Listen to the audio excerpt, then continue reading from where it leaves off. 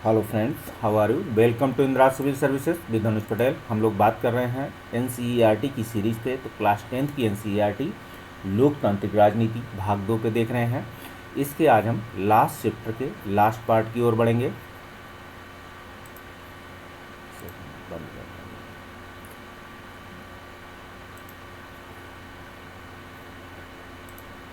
तो इसके पहले पार्ट पे हम लोग चर्चा कर चुके हैं, देख सकते हैं। चलिए इसको, तो पहले पार्ट में हमने देखा था चैप्टर 8 है लोकतंत्र की चुनौतियाँ। तो अन्य देशों में हम लोगों ने जो क्लास 9th और क्लास 10th की दोनों ही बुक्स का नाम है लोकतांत्रिक राजनीति भाग 1 भाग 1।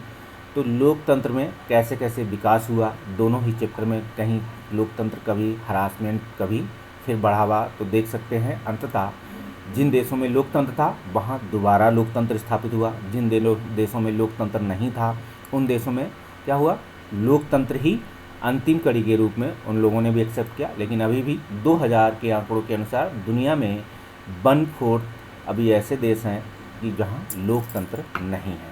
तो आप इस पर भी देख सकते हैं कि जिन देशों में कैसी कैसी व्यवस्थाएं थी बनी, किस तरीके से कितनी बार सरकारें बनी। अपना पड़ोसी देश देख सकते हैं, नेपाल, चीन और म्यांमार, अन्य देशों को। तो नेपाल में आप देख सकते हैं कितनी बार लोकतंत्र, कभी कोई तो कितनी बार संविधान बना टूटा। इस संदर्भ में देखेंगे तो इसी चैप्टर में अगर इसकी चुनौती देखेंगे, लोकतंत्र की एक चुनौती ही थी जो कई बार नेपाल के संविधान का बनना, कई बार 5वीं या 6ठी बार ऐसा हुआ है कि लोकतंत्र में के लिए वहाँ कई बार संविधान के निर्माण को जो है बनाना पड़ा, फिर से बना फिर बना। तो अभी भी वो क्या है, अपने बनावट की आकार में बराबर यात्रा पे है। आप इस पे देख सकते हैं। इससे पहले हम देखेंगे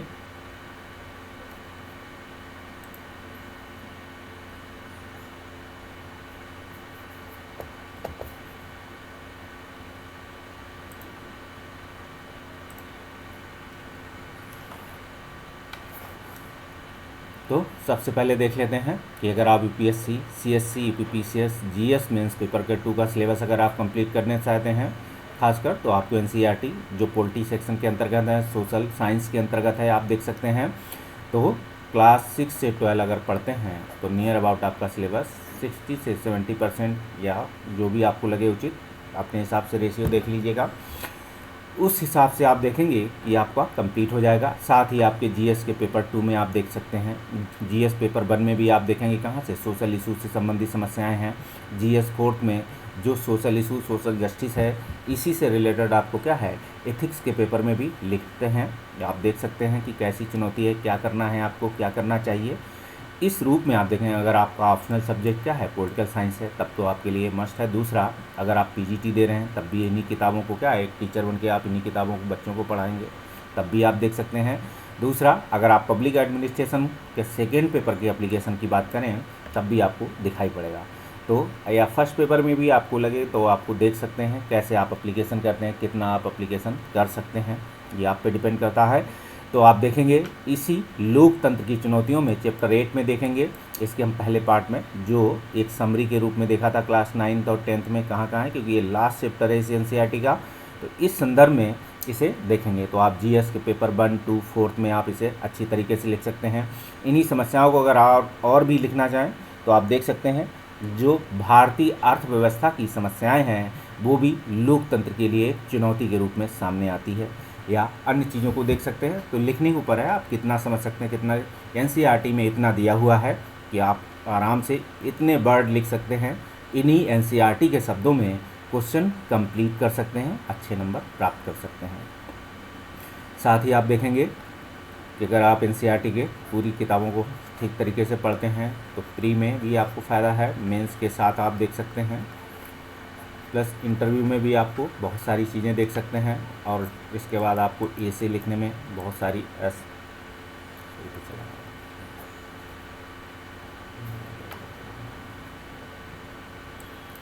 ठीक ए से भी आपको एक अच्छा स्किल प्रोग्राम, क्योंकि ये से क्या है जो आपने शुरू से सीखा है, तो शुरू से ये किताबें ही आपने पढ़ी होंगी, उम्मीद करते हैं आपने पहले भी कभी पढ़ी होंगी, तभी आपने सिविल सर्विसेज की तैयारी करने की एक इच्छा जताई है। तो इसी क्रम में अगर नहीं पढ़ी हैं तो दोबारा पढ़ डालिए, क्योंकि अभी भी पढ़ा हुआ काम आ जाएगा आपके। तो देखेंगे ये भारत के उद्देश्य का है, ये भी आपको क्या है लोकतंत्र के एक कुंजी क्रक्स है, जिसमें आपको बहुत सारी क्या है लोकतंत्र को स्थापित करने में एक चुनौती है। तो हमने इस पर पहले चैप्टर में आपको बताया था, पहले पार्ट में, कि सामाजिक आर्थिक राजनीतिक न्याय, कितने प्रकार के न्याय की बात है, कितने प्रकार की स्वतंत्रता, कितने प्रकार की समता है। ये सभी एक लोकतंत्र को स्थापित करने में चुनौती भी है, और यही आपको जो संविधान है भारत का, अंदर आपको इन्हीं से चीज़ों को रिलेटेड मिलेगा भी। तो इसीलिए जब भी संविधान के किसी आर्टिकल की एक्सप्लेनेशन या उसको देख सकते हैं, किसी न्याय में, किसी सुप्रीम कोर्ट के अपने जजमेंट में किसी का सहारा लेते हैं, तो वो इसका सहारा ले सकते हैं, लेते ही हैं। और बताया भी गया कि क्या है ये भाग है, लेकिन महत्वपूर्ण भाग नहीं है, ऐसा नहीं है। तो आप देखेंगे कि इसकी सहायता से भारत के जो संविधान है उसके हर हिस्से के एक्सप्लेनेशन या उसके विस्तार या उसके अर्थ को समझने में इस उद्देशिका की सहायता ली जाती है। तो आप देख सकते हैं संदर्भ में, बाकी आप इसको अच्छे से पढ़े हुए हैं, तो आप अगर देख सकते हैं कि इन चीज़ों की अगर आप तैयारी कर रहे हैं तो आप इसको अच्छे से पढ़ें। तो लोकतंत्र की इन चुनौतियों में आप देख सकते हैं कि आपको क्या है चुनौती कहाँ कहाँ दिखाई पड़ेगी। लेजिस्लेटिव आप देखेंगे, इसके भी आप देख सकते हैं कि कौन कौन से पार्ट हैं, एग्जीक्यूटिव देख सकते हैं, जुडिशियल देख सकते हैं।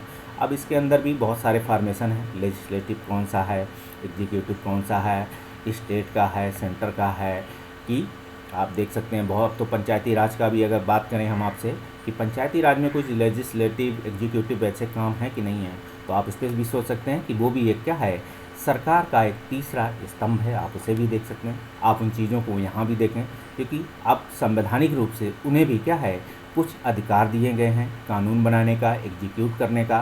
तो जाहिर सी बात है तीसरे स्तर पर भी आप देखेंगे पंचायती राज व्यवस्था में भी क्या लेजिस्लेटिव है, एग्जीक्यूटिव है, लेकिन जुडिशियल सिस्टम भारत में अलग है। आप उसको, क्योंकि उसका काम न्याय देखना है, रिव्यू करना है संविधान आपके कामों की।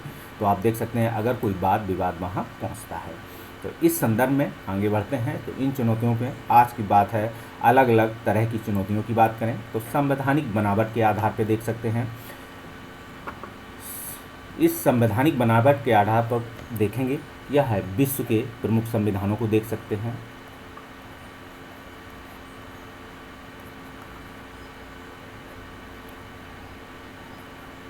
प्रमुख संविधानों को देखें, ठीक है, क्योंकि आपको एक एनालिसिस बेस दिखाई पड़ेगा कि विश्व के जो प्रमुख संविधान हैं उनकी बनावट कैसी है। उन्हीं बनावट के आधार पर क्या है हर देश में लोकतंत्र अपनी तरीके से काम करता है, लोगों को अधिकार देता है। तो आप देखेंगे संविधान की बनावट, चाहे वो क्या है, चाहे वहाँ लोकतंत्र ना हो या ना हो, अगर वहाँ के संविधान में जैसी बनावट है उसी हिसाब से वहाँ की सरकार बनेगी या सरकारें काम करती हैं।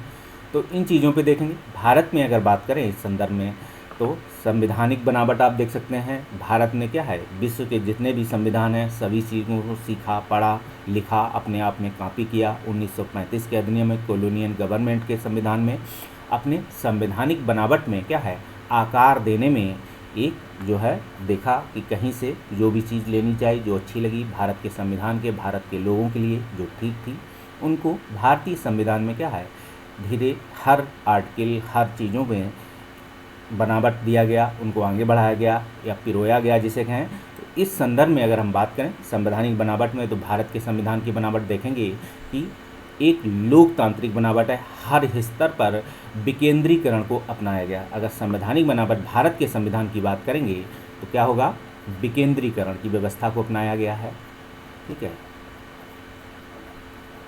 इस विकेंद्रीकरण को देख सकते हैं, विकेंद्रीकरण व्यवस्था अपनाई गई है।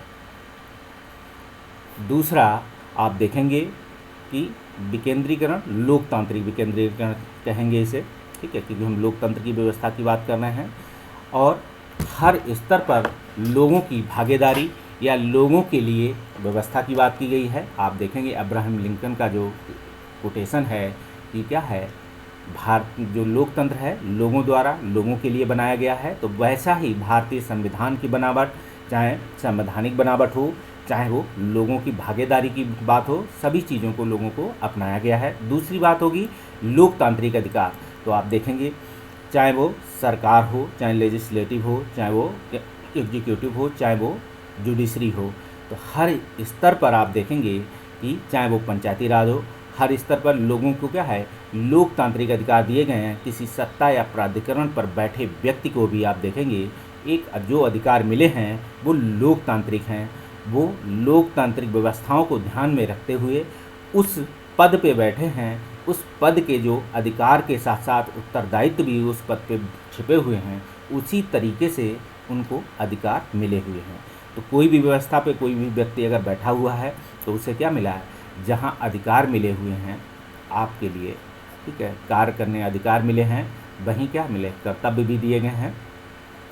तो इन कर्तव्यों में आप देखेंगे कि ये एक लोकतांत्रिक अधिकार के निर्माण की बात करते हैं, आपके लिए काम करते हैं। इसी तरीके से आप देखेंगे संस्थाओं का कामकाज, तो जो भी इंस्टीट्यूशंस हैं वो कार्य करती हैं वो भी, लेकिन ये क्या है, ये सब चुनौती हैं किस तरीके से, कौन किस तरीके से कार्य करता है, कौन सी संस्था किस तरीके से काम करती है, कौन सी सरकारें। जब हम संस्था की बात करें तो समझ लीजिए कि सरकारें, क्योंकि लोकतांत्रिक अधिकारों में सरकारें ही क्या करती हैं, जो अस्थायी रूप से होती हैं, अपने अधिकारों अपने कार्यों के जब वो लोकतांत्रिक अधिकार प्राप्त करती हैं, सत्ता प्राप्त करती हैं, सत्ता के प्राप्त करने के बाद वो कार्य करती हैं, वही कार्य उनके क्या होते हैं, उनकी अगली चुनावी व्यवस्था का निर्माण करते हैं और जनता उनको क्या करती, चुनती है। तो आप देखेंगे ये भी एक संविधान के लिए चुनौती है कि उन्होंने क्या कार्य किए, क्या नहीं किए।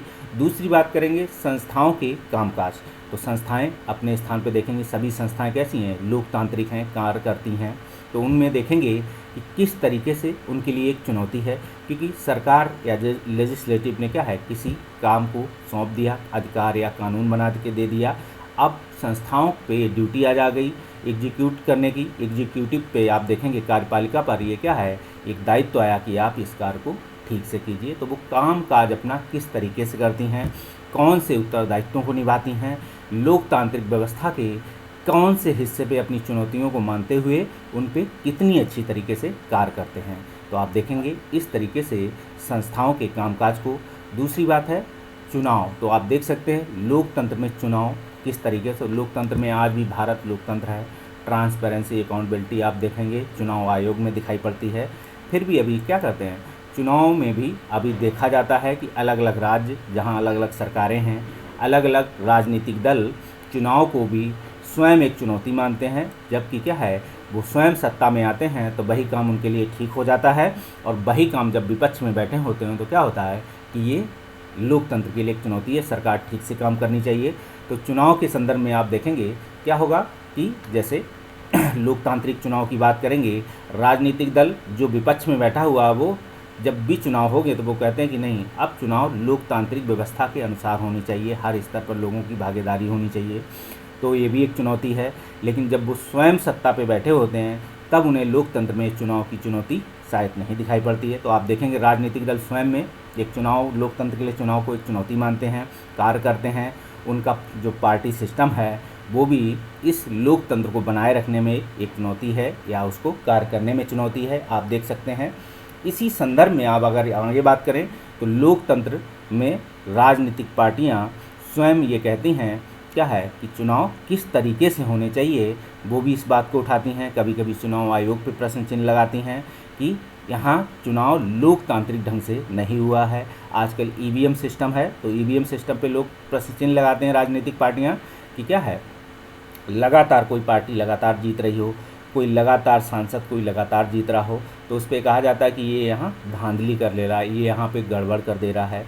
तो चुनाव आयोग ऐसी बात व्यवस्था करता है। अब चुनाव पार्टियां, राजनीतिक दल कहते हैं कि नहीं, जहाँ से ये ईवीएम बन के आई है जिस कंपनी से, वो भी सरकार के अधीन एक जो है कंपनी है, और वो इस पे पहले से ही उसी कंपनी से गड़बड़ करा देती है। तो इस तरीके से लोकतंत्र के लिए एक स्वयं चुनौती है। दूसरा, जो अगर ये स्वयं में चुनौती है तो आप देख सकते हैं कि इस चुनौती में भी लोकतंत्र में लोगों के लिए क्या चुनौती है, राजनीतिक पार्टियां अपने स्वार्थ के लिए लड़ती हैं, लोकतंत्र में स्वयं के लिए एक चुनौती है। पहली बात, जब राजनीतिक पार्टियां स्वयं लोकतंत्र में अपने चुनाव के लिए लड़ती हैं तो क्या है, लोगों के लिए एक स्वयं चुनौती है कि अपने लिए लड़ रहे हैं कि मेरे लिए लड़ रहे हैं, या लोकतंत्र के लिए लड़ रहे हैं। तो आप देख सकते हैं वास्तविकता आज राजनीति क्या है, व्यावसायिक हिस्सा बन चुका है। तो लोकतंत्र के लिए चुनाव भी अपने आप में चुनौती है। राजनीति में जाना लोगों को सामाजिक सेवा की बजाय अपनी अर्थव्यवस्था के निर्माण का सबसे उज्जवल भविष्य अगर आपको कहीं दिखाई पड़ता है तो सबसे उज्जवल भविष्य चुनाव है। आपको अगर अपनी अर्थव्यवस्था का निर्माण करना है तो आप चुनाव लड़िए। यही स्वयं में क्या है, लोकतंत्र के लिए एक चुनौती है। तो देख सकते हैं संघवाद, विकेंद्रीकरण। तो संघवाद आपको स्वयं क्या हर स्तर पर देख सकते हैं कि संघवाद में क्या है, हर स्तर पर सरकारों के निर्माण की बात की जाती है, विकेंद्रीकरण की बात की जाती है। ठीक है, तो आप उसको देखेंगे। संघ होगा, संघ राज्य होंगे, संघवाद की परिभाषा आप देख सकते हैं। और राज्यों के अंदर भी क्या है, एक व्यवस्था होगी। तो अलग अलग देशों में आपने क्या, हमने बेल्जियम की सिस्टम को पढ़ा। बेल्जियम में क्या था, आपको दो तरीके की व्यवस्थाओं के बाद एक तीसरी तरीके की व्यवस्था बनाई गई थी, जिसमें जो लोग जिस एथनिक समूह के लोग थे, जैसे हमारे यहाँ क्या था, पृथक निर्वाचन व्यवस्था 1919 में की गई थी, लेकिन वो इससे अलग व्यवस्था थी।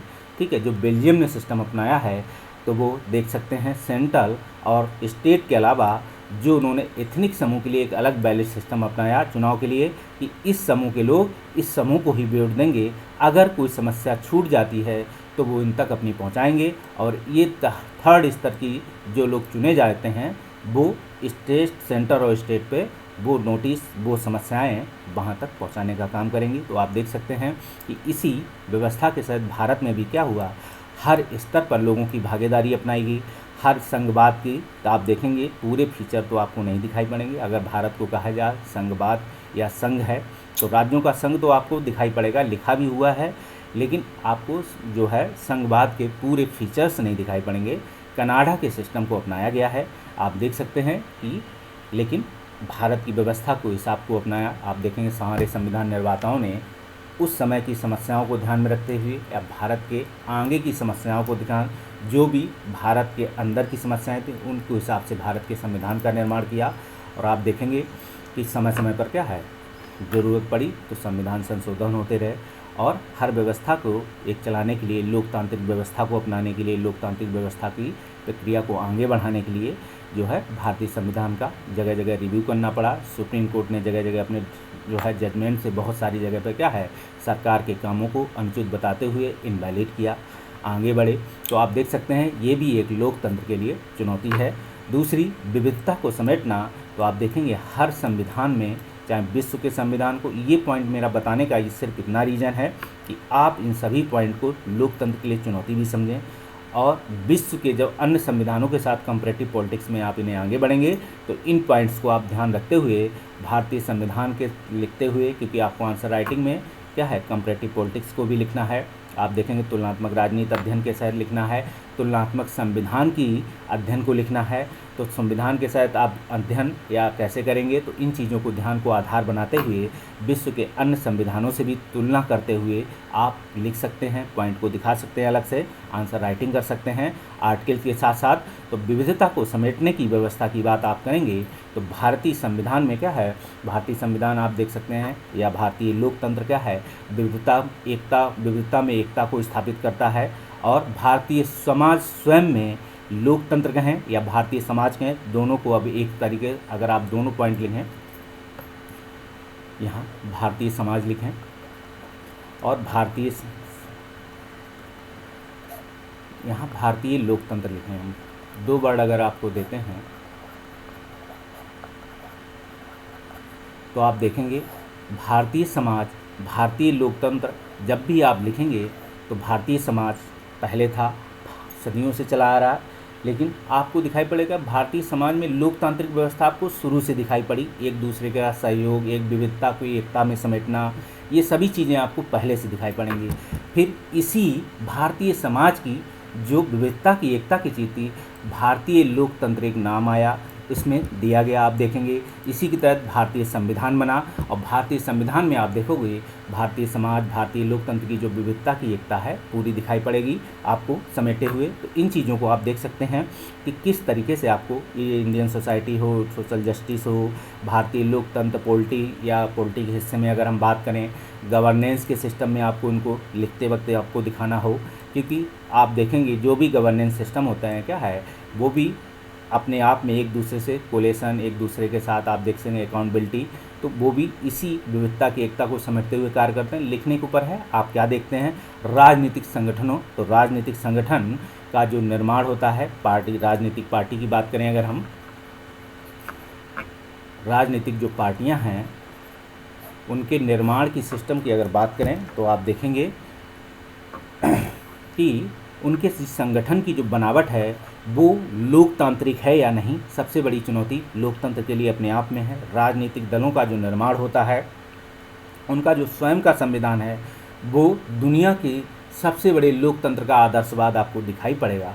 हर राजनीतिक दल जो अपनी पार्टी बनाती है, जो उनका मुखपत्र होता है, अगर उन मुखपत्र को आप पढ़ेंगे तो आपको लगेगा कि इससे अच्छी पार्टी भारत और विश्व में शायद ही कहीं हो, लेकिन वास्तविकता अलग है। वास्तविकता में आप जाएंगे तो उनमें क्या है, जैसे लोकतंत्र में हर स्तर पर लोगों की भागीदारी, तो राजनीतिक संगठन में अभी स्वयं में हर स्तर पर लोगों की भागीदारी है या नहीं है, अपने आप में एक लोकतंत्र के लिए चुनौती है।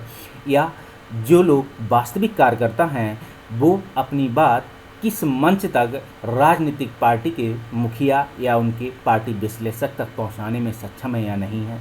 तो आप देख सकते हैं, या कोई ऐसी व्यवस्था है जिसमें कोई ऐसे मंच अभी भी नहीं। आप देखेंगे अगर भारतीय राजनीति में करें तो भारतीय राजनीति में अगर ऐसा देखें, राजनीतिक पार्टियों ने ऐसा कोई मंच अभी नहीं दिया हुआ है अपने ही कार्यकर्ताओं को, जो सबसे नीचे स्तर का काम करने वाला व्यक्ति, जिसे वास्तविक लोकतंत्र का जन्मदाता या वास्तविक लोकतंत्र का स्थापित करने में कार्य करने वाले कार्यकर्ता को बात करें, वो पार्टी मुखिया पार्टी कार्यालय तक अपनी बात एकदम संवाद के रूप में स्थापित कर सके। तो राजनीतिक दलों के लिए अभी स्वयं में एक चुनौती है, या और स्वयं में एक लोकतंत्र के लिए चुनौती है।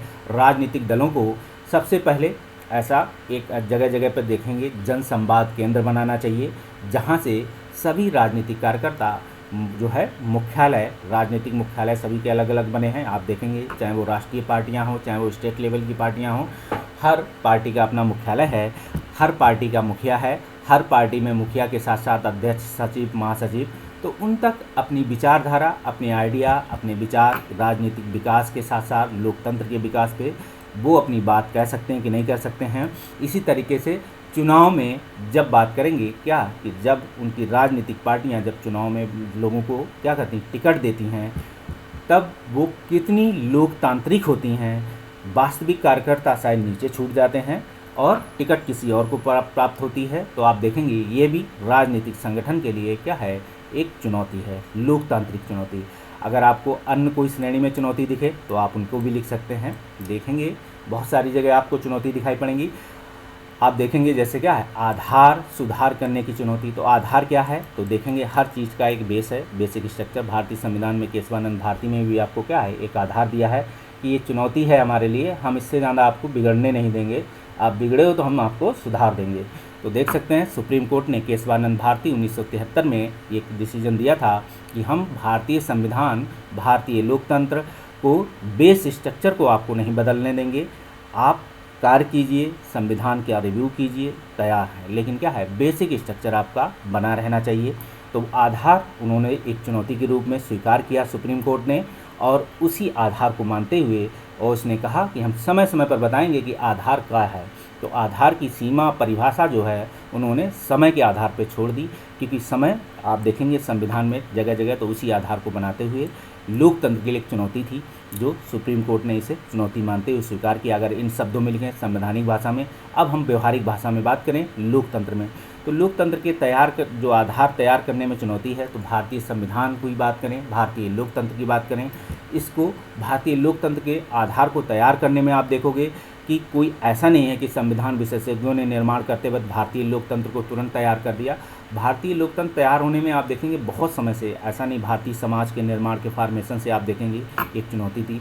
जब भारतीय समाज बना या समाजों का निर्माण हुआ, समुदाय, राष्ट्र, राज्यों का निर्माण हुआ, उसी समय की आप चुनौतियों को यहाँ भी देख सकते हैं। वही चुनौतियाँ आपको समय समय पर क्या है, एक बदलते हुए रूप में दिखाई पड़ी, और उसी रूप में आप देखेंगे एक लोकतांत्रिक प्रक्रिया को जो है बनाते हुए एक चुनौती के रूप में कार्य करने की चुनौती थी। उन्हीं श्रेणियों में उनको आधार की चुनौती दी गई है।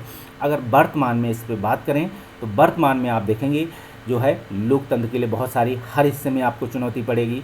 जैसे क्या होगा, लोकतंत्र को बनाए रखने की चुनौती, लोकतंत्र के विस्तार की चुनौती, लोकतंत्र में क्या है विकास की चुनौती, ये सभी इसके आधार की चुनौती के रूप में हैं, आप इन्हें भी देख सकते हैं।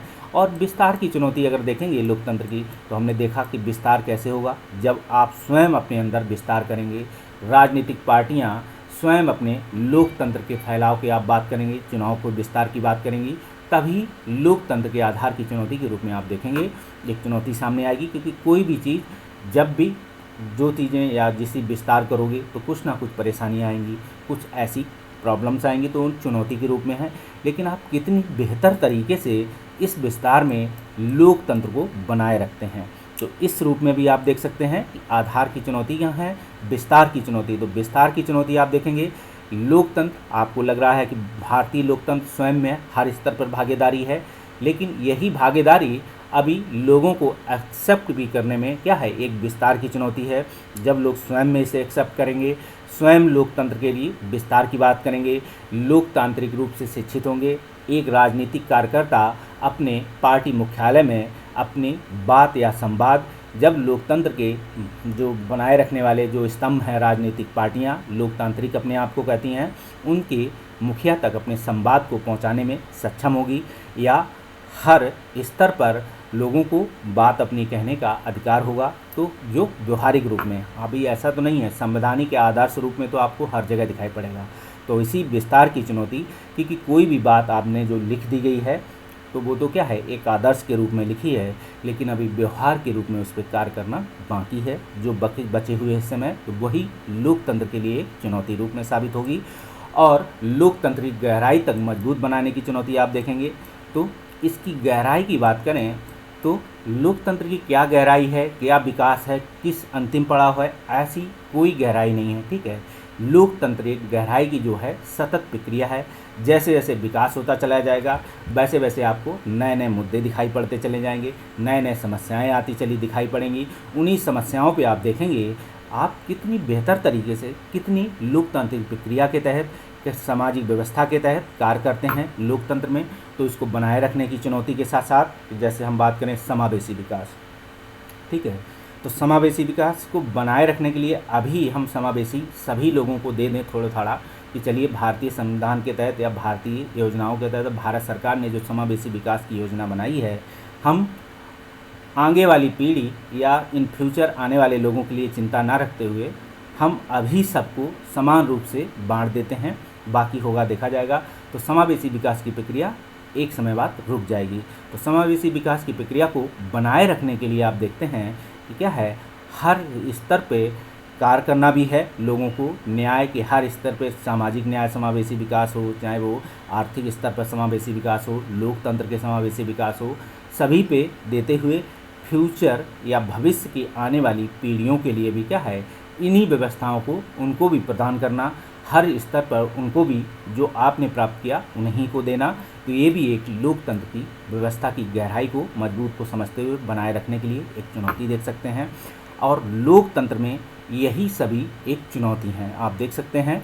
अब हम बात करेंगे राजनीतिक सुधारों पर। तो आप देख सकते हैं इस राजनीतिक सुधारों पर क्या क्या विचार हो सकते हैं। तो प्रत्येक चुनौती की सुधार में संभावनाएं हैं।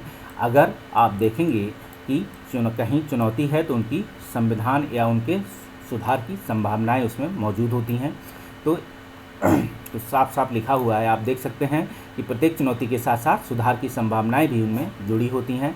हम चुनौतियों की चर्चा इसलिए करते हैं, ठीक है, अगर हम बात करें कि हम चुनौतियों की चर्चा इसलिए करते हैं क्योंकि उनका समाधान या उनका पता लगा पाना संभव हो। तो आप देख सकते हैं जब भी कोई चुनौती सरकार के सामने आती है तो वो एक राजनीतिक मंच दे देती है। राजनीतिक मंच पे बहुत सारे विचार उन्हें मिलते हैं, या आप देखेंगे भारतीय अर्थव्यवस्था के बहुत सारे ऐसे सिंबॉलिक चिन्ह हैं जिस पे लोकतांत्रिक प्रक्रिया के तहत भारतीय संविधान ने लोगों से मांगा कि आप अपना रिव्यू कीजिए, अपना रिव्यू दीजिए। तो उन्हीं रिव्यू में से एक बेहतर रिव्यू उन्होंने एक्सेप्ट किया। और ये लोकतंत्र में क्या है, एक समस्या के समाधान के लिए ऐसी चुनौतियां हैं, तो आप उनको देख सकते हैं क्योंकि हम उनका समाधान पता लगा पाना संभव हो। लोकतंत्र की विभिन्न चुनौतियों के बारे में सभी सुझाव या प्रस्ताव लोकतांत्रिक सुधार या राजनीतिक सुधार कहे जाते हैं। आप देख सकते हैं लोकतांत्रिक सुधार। अब हम आपसे क्वेश्चन एक करें यहीं पे कि क्या आप इस मत से सहमत हैं कि भारतीय लोकतंत्र में लोकतांत्रिक सुधार ही राजनीतिक सुधार कहे जाते हैं। आप चर्चा अपने शब्दों में कीजिए। क्वेश्चन आपके सामने है, लोकतांत्रिक प्रक्रिया में आप लिख डालिए अपना आंसर। आप देखेंगे यहाँ हम वांछित राजनीतिक दलों की सुधारों की सूची नहीं देने जा रहे हैं। जो भी राजनीतिक सुधार हुए हैं, ऐसी एनसीईआरटी आपसे कह रही है कि हम उनकी सूची तो आपको नहीं दे रहे हैं, लेकिन भविष्य या आपके अंदर की जो अभी संवैधानिक लोकतांत्रिक सुधार, राजनीतिक सुधार हैं, हम उनकी चर्चा एक चुनौती के रूप में आपको दे रहे हैं। आप इन्हें कितने बेहतर तरीके से, कितनी बेहतरी के साथ आप इन्हें एक्सेप्ट करते हैं और इन पे चर्चा करते हैं, बातचीत करते हैं और देखेंगे, या इन पे कोई अपनी राय दे सकते हैं, या आपके अंदर आइडिया हो, थाट हो, तो उसे भी निकाल के आप लोगों को दे सकते हैं, क्योंकि ऐसी कोई सूची अंतिम रूप से नहीं बनाई जा सकती है। आप देखेंगे राजनीतिक सुधारों के लिए हर कोई एक ही फार्मूले का इस्तेमाल नहीं कर सकता। आप इस लाइन को क्या है, विश्व के प्रमुख संविधानों के रूप में लिख सकते हैं। राजनीतिक सुधारों पे अलग अलग संविधान ने, अलग अलग समाजों ने अलग अलग तरीके के फार्मूले अपनाए हैं। भारतीय संविधान में भी आप देखेंगे बहुत सारी राजनीतिक पार्टियां अलग अलग फार्मूलों पे राजनीतिक सुधारों की बात करती हैं। हम कार का मॉडल जाने बगैर उसकी गड़बड़ी ठीक करने के उपाय नहीं बता सकते, ठीक है। तो आप देख सकते हैं, ये कह रहे हैं कि हमें तो क्या है, जब तक कोई ऐसा मॉडल ना पता हो ये किस मॉडल है, तो आप मॉडल का मतलब है किस देश की सरकार है, किस देश का संविधान है, तो यही लोकतंत्र के लिए क्या है, उसकी गड़बड़ी या ठीक करने का उपाय। तो आप देख सकते हैं किसी भी सामाजिक, किसी भी संविधान का निर्माण वहाँ की सामाजिक, आर्थिक, राजनीतिक के साथ साथ भौगोलिक जो राजनीतिक जनसंख्या, जो आप देखेंगे क्या होते हैं, तथ्य होते हैं जो किसी देश के संप्रभुता, तो वही तत्व आप देख सकते हैं। उनको देखे बगैर, उनको जाने बगैर आप उसकी गड़बड़ी या उसकी नहीं ठीक कर सकते हैं। वह कहाँ तक खराब हुई है, या जगह क्या उपकरण लगे हैं, क्या मॉडल है, इन सभी चीज़ों को आप देख सकते हैं। आज के संदर्भ में अगर बात करें तो वांछित सुधारों की लोकतंत्र में देखेंगे एक सूची बना सकते हैं, जिस पे हमने पहले अभी चर्चा की है। एक सूची में अगर आपको कोई और पॉइंट देना हो तो आप उन पॉइंट्स को और जोड़ सकते हैं। आप देखेंगे एनसीईआरटी ने जो आइडिया दिए हैं, जो विचार दिए हैं, इसके अलावा भी आप अपनी तरफ से भी जोड़ सकते हैं। हम राष्ट्रीय स्तर के सुधारों की अगर बात करें तो कुछ प्रस्ताव बता सकते हैं। आप अपने रिव्यू, लोकतंत्र में बहुत सारे आपको मंच देती है सरकार, भारतीय लोकतंत्र में देख सकते हैं। ऐसे आप तो आज के आपके पास print media, electronic media, social media भी आपको एक जगह मिला हुआ है, जहां अपने विचार दे सकते हैं, अपने रिव्यू दे सकते हैं। हम राष्ट्रीय स्तर के सुधारों के लिए प्रस्ताव बना सकते हैं, लेकिन हो सकता है कि सुधारों की असली चुनौती राष्ट्रीय स्तर की ना हो, ठीक है। आप देखेंगे हो सकता है किसी विशेष हिस्से की चुनौती हो, तो वहाँ देख सकते हैं। कुछ महत्वपूर्ण सवालों जवाबों के स्थानीय स्तर पर भी दिए जा सकते हैं, आपको वही चीज़ मिली देखने को। फिर भी आप देखेंगे कि क्या होगा, सूची बनाने और उनको व्यापक दिशा निर्देश देने। जब भी किसी भी समस्या की क्या होगा, एक लिखित रूप से एक जानकारी नहीं होगी उस पर, तब तक समस्याओं के समाधान व्यवहारिक रूप से भी संभव नहीं है। तो आप देखेंगे, आप जो भी सूची बनाएं उसे लिखित रूप से बनाएं और उसे ही आप अपनी आंसर राइटिंग में डाल दें। तो आप देख सकते हैं राजनीतिक सुधारों के लिए तरीका, जरिया ढूंढने वाले आप देख सकते हैं, वो भी देख सकते हैं। दूसरी बात होगी कानून बनाकर राजनीति को सुधारने की सोचना, ठीक है। तो आप देखेंगे ये क्या है, एक आदर्श पक्ष है। इसे अगर हम बात करें, ये एक भारतीय लोकतंत्र का आदर्श पक्ष है, या किसी भी लोकतंत्र को सुधारने की जब बात होती है तो कहते हैं कानून बना दीजिए। तो कानून बनाकर किसी चीज़ को सुधारना या सुधारना आदर्श पक्ष होता है। तो आप देखेंगे अब कानून बनाकर राजनीति को सुधार की बात सोचना बहुत लुभावना लग सकता है। कानून की सारी अवांछित चीज़ें खत्म कर देंगे तो सोच लेना भले भी दुखद हो, लेकिन आप देख सकते हैं कि इससे क्या संभव, हम बात करते हैं अपनी। लेकिन व्यवहारिक रूप से क्या है, जब तक लोकतंत्र में जिन्होंने कानून बनाया, जो कानून को लागू कर रहे हैं, जो कानून को एक्सेप्ट कर रहे हैं, ठीक है, उनमें ही जब तक सुधार संभव नहीं होगा तो कोई भी कानून बनाकर किसी भी राजनीति में, किसी भी लोकतंत्र में, किसी भी संविधान में उसे क्या होगा, चुनौती को जो है एक सुधार संभव नहीं है। क्योंकि लोगों के बीच पहुंचना, जब तक पहुंचने वाले स्वयं लोकतांत्रिक नहीं होंगे, कानून बनाने वाले स्वयं लोकतांत्रिक नहीं होंगे, और जिसे कहते हैं कानून को लागू करने वाले स्वयं लोकतांत्रिक नहीं होंगे, तब तक किसी भी कानून को बनाकर संविधान की एक और अंग या उसका एक और भाग बना देना कोई ऐसा काम नहीं है जिसे कहेंगे कि ये क्या है, हमने लोकतंत्र को बचाने के लिए एक कानून बना दिया। जब तक हर स्तर पर लोगों को क्या होगा, आदर्श को व्यवहार रूप में अपनाया नहीं जाएगा, तब तक वो संभव नहीं है। आप इसे लिख सकते हैं। इसके साथ ही आप देखेंगे कि सावधानी से आप राजनीतिक आचरणों की बात करें तो राजनीतिक आचरणों में आप देखेंगे हतोत्साहित अच्छे कामकाज को प्रोत्साहित करते हैं। अगर हम बात करें भारतीय समाज में, ये राजनीतिक आचरण आपको वर्ड है, ये आपको एथिक्स के 4th पेपर में लिखने में बहुत मददगार साबित होगा। तो आप देख सकते हैं राजनीतिक आचरण को हतोत्साहित और अच्छे कामकाज को प्रोत्साहित करेंगे, पर विधिक संवैधानिक बदलाव को ला देने भर से लोकतंत्र की चुनौतियों को हल नहीं किया जा सकता। अगर हम भारतीय संविधान की बात करें, इतने कानून हैं आपके पास, अगर हर राजनीतिक दल स्वयं, हर इंस्टीट्यूशन, हर जो कानून बना रहे हैं, जो कानून लागू कर रहे हैं, जो कानून को अपना रहे हैं, अगर वो स्वयं इनको लोकतांत्रिक ढंग से एक्सेप्ट कर लें, तो जिनके पास वो पहुंचाना चाह रहे हैं वो स्वयं में क्या होगा, लोकतांत्रिक हो जाएंगे। इतने सुधार आपको दिखाई पड़ेंगे एक साथ कि शायद एक क्रांति भारतीय संविधान में आपको लगेगा कि अमूलचूल परिवर्तन हो गया। तो देख सकते हैं जो गांधी जी अपने हृदय परिवर्तन में लोकतंत्र की बात करते हैं, वो आपको स्वयं में दिखाई पड़ने लगेगा। यह तो क्रिकेट के नियमों की तरह है कि नियम बने हैं दिखने के लिए।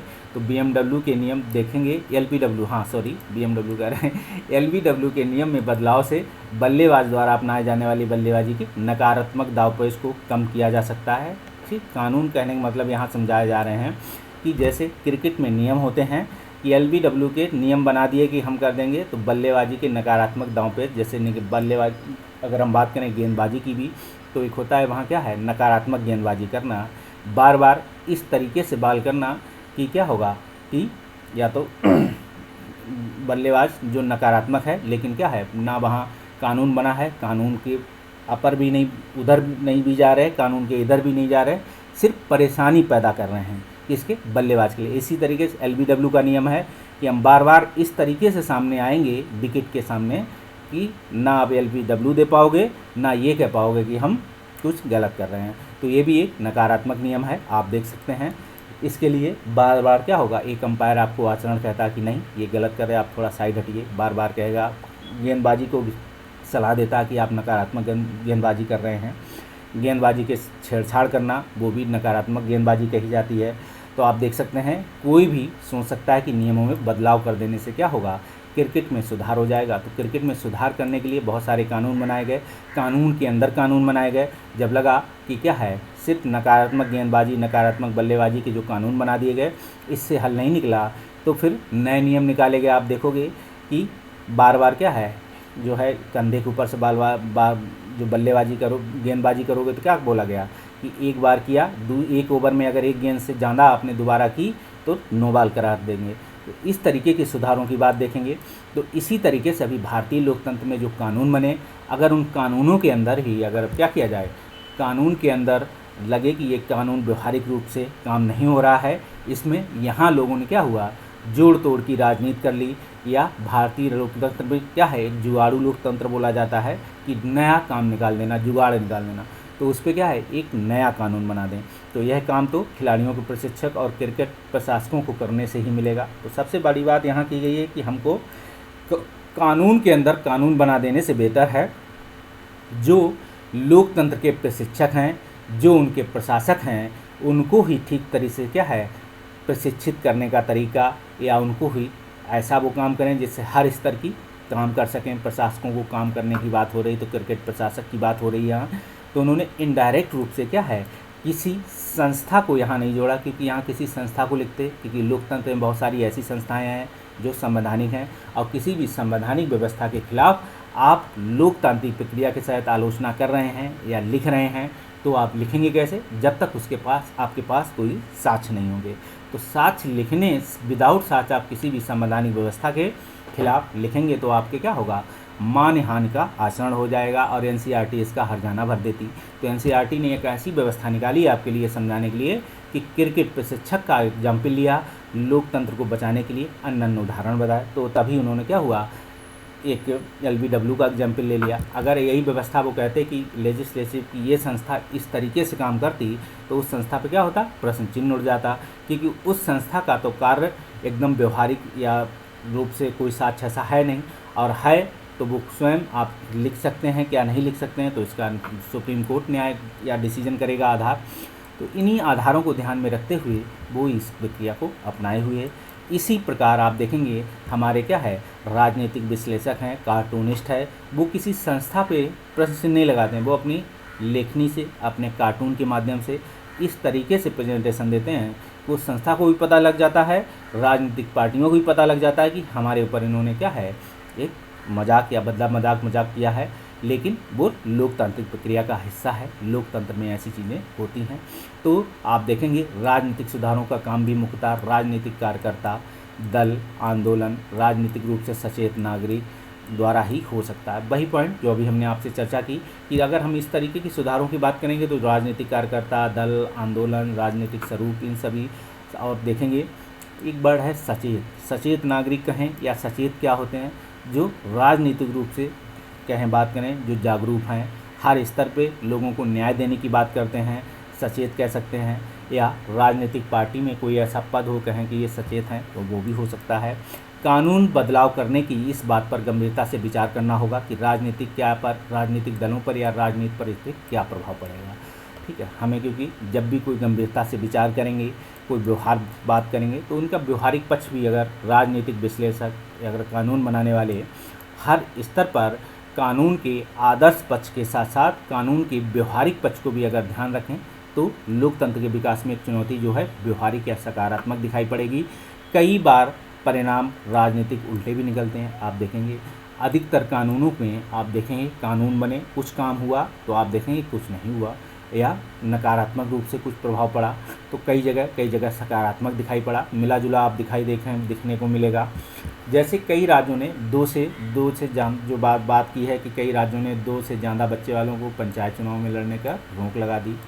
तो अपने आप में क्या है, आने वाले समय के लिए आप देख सकते हैं क्या है, जनसंख्या पर हर स्तर पर लोगों को ये सचेत के रूप में है कि आगे आप ये चुनौती है, लोकतंत्र के लिए एक चुनौती दिखाई पड़ने लगी है।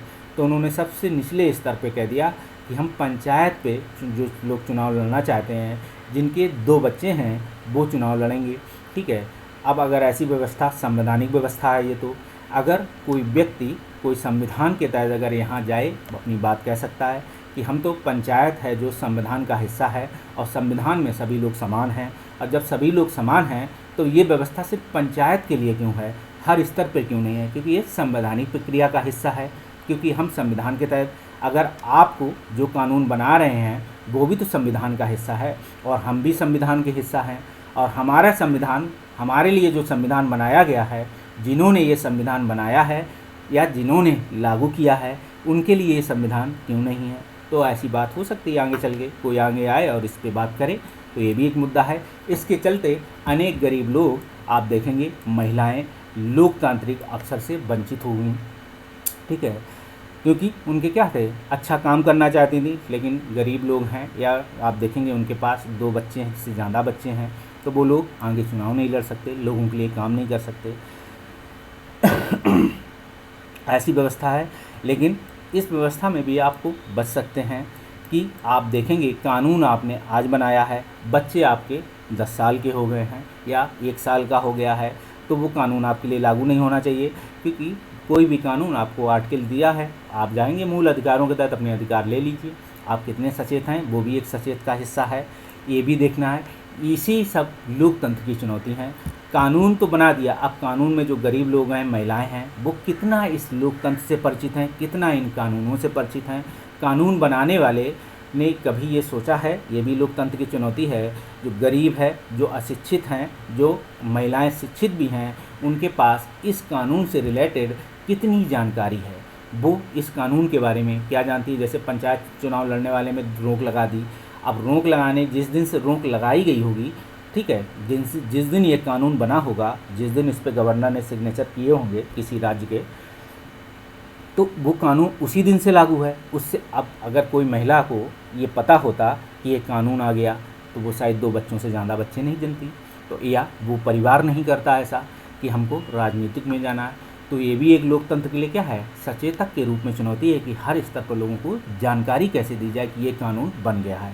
और यही सबसे बड़ी समस्या है। आप देखेंगे और आप देखेंगे आमतौर पर किसी भी मनाही करने कानून राजनीति में क्या है, ज़्यादा सफल नहीं होते। ये बात की बात है, काम की नहीं। आप देखेंगे राजनीतिक कार्यकर्ता को अच्छे काम करने के लिए बढ़ावा देने वाले, लाभ पहुंचाने वाले कानूनों को सफल होने की संभावना ज़्यादा होती है।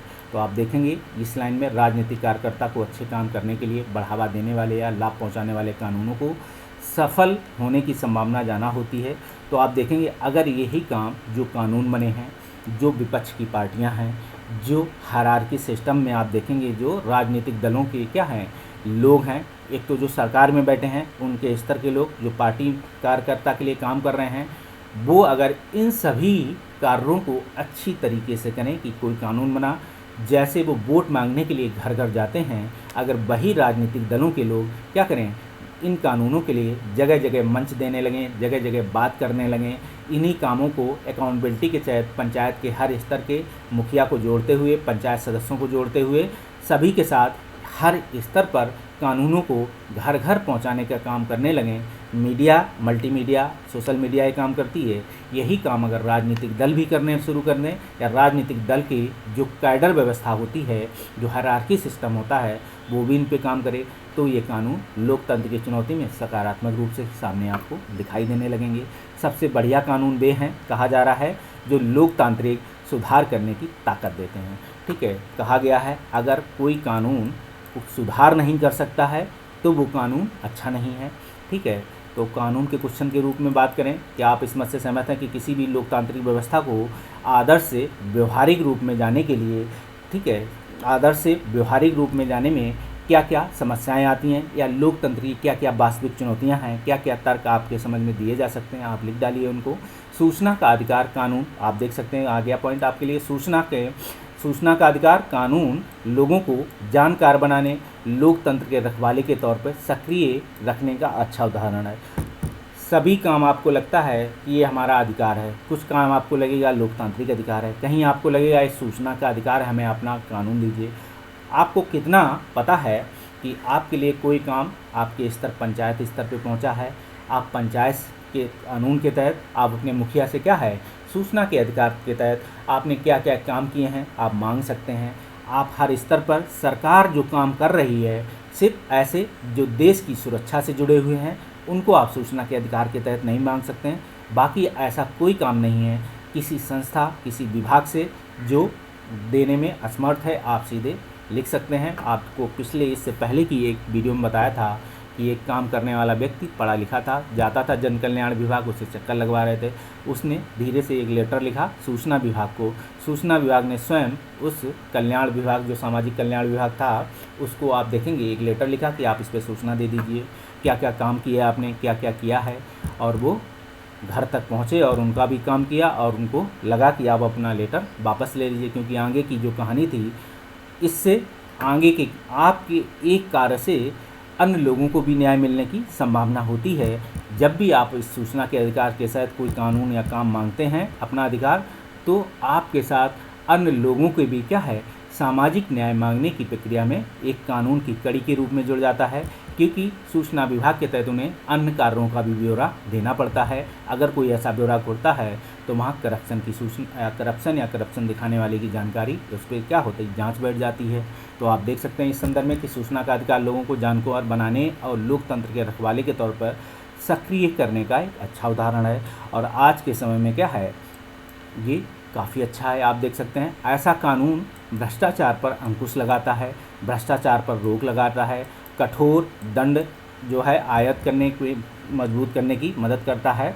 तो आप देखेंगे एनसीईआरटी लिखने वाला कोई हमारा क्या था, फारसी का जानकार था शायद, इसीलिए उन्होंने जगह जगह ऐसी व्यवस्था वर्ड का यूज किया है। तो आप देख सकते हैं लोकतांत्रिक सुधार तो मुख्यतः राजनीतिक दल ही करते हैं। ठीक है, अगर हम बात करें क्वेश्चन के रूप में आप इसे समझ लीजिए कि भारतीय लोक, जिसे हम कहेंगे लोकतंत्र स्वयं में एक चुनौती है। ठीक है, लोकतंत्र स्वयं में एक चुनौती है। उस लोकतांत्रिक सुधार को मुख्यतः राजनीतिक दल ही करते हैं। क्या आप इस मत से सहमत हैं? आप इस पर चर्चा कर लीजिए, आप लिख लीजिए।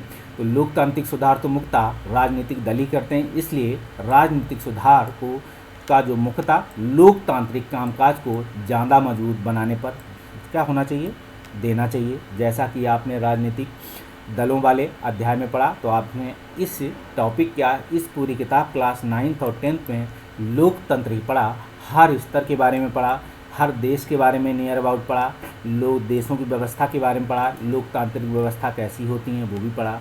लोकतांत्रिक व्यवस्था के अलावा अन्य कोई ऐसे विकल्प थे जिनसे लोगों को क्या है, सामाजिक, उनको हर स्तर पर लोकतांत्रिक न्याय मिल सके, या लोकतंत्र नहीं है तब भी उन्हें न्याय मिल सके। तो अभी तक ऐसी कोई व्यवस्था नहीं दिखी। लोकतंत्र जहाँ बढ़ जुड़ा था, लोकतंत्र के माध्यम से ही हर लोगों को जो है अभी तक सबसे बेहतर व्यवस्था दिखाई पड़ी। तो उसी की तरह लोगों को अच्छा एक न्याय सामाजिक मंच मिला। तो लोकतंत्र में देख सकते हैं कि जैसा आपने राजनीतिक दलों के अध्याय में पढ़ा, तो राजनीतिक दल की बात पढ़े थे कि राजनीतिक दल कैसे कार्य करते हैं लोकतांत्रिक व्यवस्था में। आप उन पर इस बात की उन्हें चिंता होनी चाहिए कि आम नागरिकों की राजनीतिक भागीदारी का स्तर, गुणवत्ता में सुधार होता है या नहीं। तो आप देखेंगे राजनीतिक दलों को सबसे पहले इस बात पर सुधार करना चाहिए, सोचना चाहिए कि हम जिन सुधारों की बात करते हैं उन सुधारों पर सबसे पहले क्या है, अपने आंतरिक लोकतांत्रिक व्यवस्था में आप देखेंगे अपनाएं। आंतरिक लोकतांत्रिक व्यवस्था किसमें, राजनीतिक पार्टी के अंदर, या राजनीतिक संविधान जो बनाया है उसको व्यवहारिक रूप में। तो आप देखेंगे कि नागरिकों की जो राजनीतिक भागीदारी का स्तर है या गुणवत्ता का में जो सुधार है वही सबसे मेन काम है, चाहे वो राजनीतिक पार्टी का हो, चाहे किसी लोकतंत्र में बनी लोकतांत्रिक व्यवस्था को बनाए रखने के लिए पार्टी हो, या वो उस लोकतंत्र में की बात कह रहा हो कि इस लोकतंत्र में ये सुधार होने चाहिए। तो अपने साथ साथ लोगों में भी वो बात करे कि अपने सुधारों की भी बात करे, अपने आंतरिक सुधारों की भी बात करे। इसके साथ आप देखेंगे राजनीतिक सुधार के किसी भी प्रस्ताव में अच्छे समाधान की चिंता करने के साथ साथ सोचना भी होनी चाहिए। ठीक है, सोच भी होनी चाहिए। अगर बात करें सूचना भी होनी चाहिए, सोच भी होनी चाहिए। तो राजनीतिक सुधारों के किसी भी प्रस्ताव में अच्छे समाधान की चिंता होने के साथ साथ यह भी सोच होनी चाहिए कि इन्हें कौन क्यों लागू करेगा। मान लेना चाहिए समझदारी नहीं कि संसद कोई ऐसा कानून बना देगी जो हर राजनीतिक दल सांसद के हितों के खिलाफ हो। ठीक है, तो आप देखेंगे सांसद जो के हितों के खिलाफ हो, और संसद में बैठे हुए कोई भी ऐसा कौन बना देगा संसद में। अच्छा एक बात बताइए, लोकतंत्र के लिए कोई चुनौती है, और लोकतंत्र में वो चुनौती संसद में बैठे हुए कुछ हमारे मान्य नेतागण ही लोकतंत्र के लिए अगर चुनौती हो तो वो स्वयं अपने लिए कैसे एक कानून बना देंगे कि ये चुनौती मेरे लिए ही बन जाएगी। तो सबसे बड़ी समस्या लोकतंत्र के लिए अपने आप में चुनौती है। तो देखेंगे कि ये मान लेना कि समझदारी नहीं है कि संसद ऐसा कोई कानून बना देगी जो हर स्तर पर राजनीतिक दल सांसदों के हितों के खिलाफ हो, पर लोकतांत्रिक आंदोलन, नागरिक संगठन, मीडिया पर भरोसा करने वाले उपायों पर सफल होने की संभावना होती है। लोकतंत्र आप देखेंगे अगर कोई संसद, कोई सांसद इन पे कानून, कोई सांसद का मतलब कोई मंत्री, कोई विभाग, कोई हमारे देश के मुखिया जो इस पे कोई कानून नहीं बनाना चाहते, लेकिन वो देश की समस्या है, देश के लिए कानून, तो इस पे कौन करेंगे, नागरिक संगठन सामने आ जाएंगे, लोकतांत्रिक आंदोलन शुरू हो जाएंगे। आप देखेंगे मीडिया पर मीडिया से क्या होगा, मीडिया के माध्यम से social media, print media, electronic media में ऐसे मुद्दे आने लगेंगे। और भारतीय संसद ने ऐसे बहुत सारे कानून बनाए हैं जो लोकतांत्रिक आंदोलन के माध्यम से हुए। संसद उस पर अनदेखी करती रही। आप देख सकते हैं अन्ना का मूवमेंट, ठीक है, अन्यथा उस पर बात बहुत पहले समय से हो रही थी। इससे पहले करप्शन को लेकर, नागरिक संगठन को लेकर, सूचना के अधिकार को लेकर आप देख सकते हैं mid day meal. Mid day meal तो एक संवैधानिक क्या है, एक जुडिशियल प्रक्रिया है, उसको छोड़ दीजिए। तो लोकतांत्रिक आंदोलन, नागरिक संगठन, मीडिया पर भरोसा करने वाले उपाय सफल बनाने की संभावना होती है। आप इसे देखेंगे। लोकतंत्र की कुछ उन चुनौतियों पर गौर करें जिन्हें कुछ सुधारों की गुंजाइश है, इसलिए सुधार के कुछ ठोस प्रस्ताव बनते हैं। आप देखेंगे इस तरीके से हमने लोकतंत्र की कुछ चुनौतियों के बारे में जाना। अब डॉक्टरों की अनुपस्थिति एक लोकतंत्र के लिए चुनौती है। लोकतंत्र की वो चुनौती आप देखेंगे कौन सी, आचरण की चुनौती। तो डॉक्टरों के लिए सबसे बड़ी चुनौती होती है आचरण। तो लोकतांत्रिक आचरण, जिस तरीके से लोकतांत्रिक आचरण डॉक्टरों पर डाल दिया गया, वैसे ही लोकतांत्रिक आचरण की बात हम कहते हैं क्या, राजनीतिक दलों के लिए, सांसद के लिए, विधायक के लिए, या अन्य चीज़ों के लिए, या हर स्तर, हर कार्य में करने वाले आचरण व्यवस्था। तो इन चीज़ों को आप देख सकते हैं। जैसे क्या है, डॉक्टरों को एक शपथ दिलाई जाती है कि आप किसी मरीज़ के साथ भेदभाव नहीं करेंगे। ऐसे ही हर राजनीतिक दल अपने संविधान मुखपत्र पे भी लिखता है। आप जाएंगे, हर राजनीतिक पार्टी जब सत्ता में आती है तो वो भी शपथ लेती है कि हम संविधान के प्रति शपथ लेते हैं। तो संविधान में तो हर चीज़ लिखी गई है, तो संविधान में जब हर चीज़ लिखी गई तो वो पूरे संविधान की शपथ लेते हैं और उसके लिए एक शपथ पत्र भी होता है कि उस पर हम चुनौती करते हैं, ठीक है। तो देख सकते हैं, लेकिन फिर भी एक चुनौती है, क्या? आचरण की चुनौती। तो आप देखेंगे कि डॉक्टरों की अनुपस्थिति में आप उत्तर प्रदेश सरकार पे सर्वेक्षण है, आप देखेंगे, हम इस पे नहीं, निजी प्रैक्टिस की बात थी कि उत्तर प्रदेश सरकार में क्या था, एक सर्वेक्षण किया जो डॉक्टर प्राथमिक स्वास्थ्य केंद्र पर हैं या जो शहरों में हैं, ठीक है, एक मुद्दा उठा था। आप देखेंगे इस मुद्दे को इसीलिए यहाँ उकेरा गया कि जो लोग शहर में डॉक्टर थे वो ग्रामीण क्षेत्रों में नहीं जाना चाहते थे क्योंकि उनकी निजी प्रैक्टिस प्रभावित होने का डर था। इसके लिए वो क्या थे, अनुपस्थिति होने लगे, उन्होंने धरना प्रदर्शन दे दिया। अब इस धरना प्रदर्शन से लोगों पर स्वास्थ्य पर क्या प्रभाव पड़ा, जबकि उन्होंने एक शपथ लिया था कि हम लोगों को क्या है, निजी अपनी जो है डॉक्टरी पेशा से जो हम डॉक्टर बने हैं, हमें सरकार ने जो डॉक्टरी पर खर्च किया है, हम लोगों के स्वास्थ्य का ध्यान रखेंगे। उससे बहुत सारी हो सकता है जाने को प्रभावित हुई हों, बहुत सारी चीज़ें ऐसी प्रभावित हों। तो आप देखेंगे इसी निजी प्रैक्टिस को ध्यान में रखते हुए सरकार ने फिर कानून बनाया। आज ऐसा कानून है कि आप देखेंगे शहर का डॉक्टर भी गांव की ओर जाएगा, क्योंकि ऐसे कानून बनाए गए हैं कि आपको ग्रामीण क्षेत्रों में भी सेवा करनी होगी।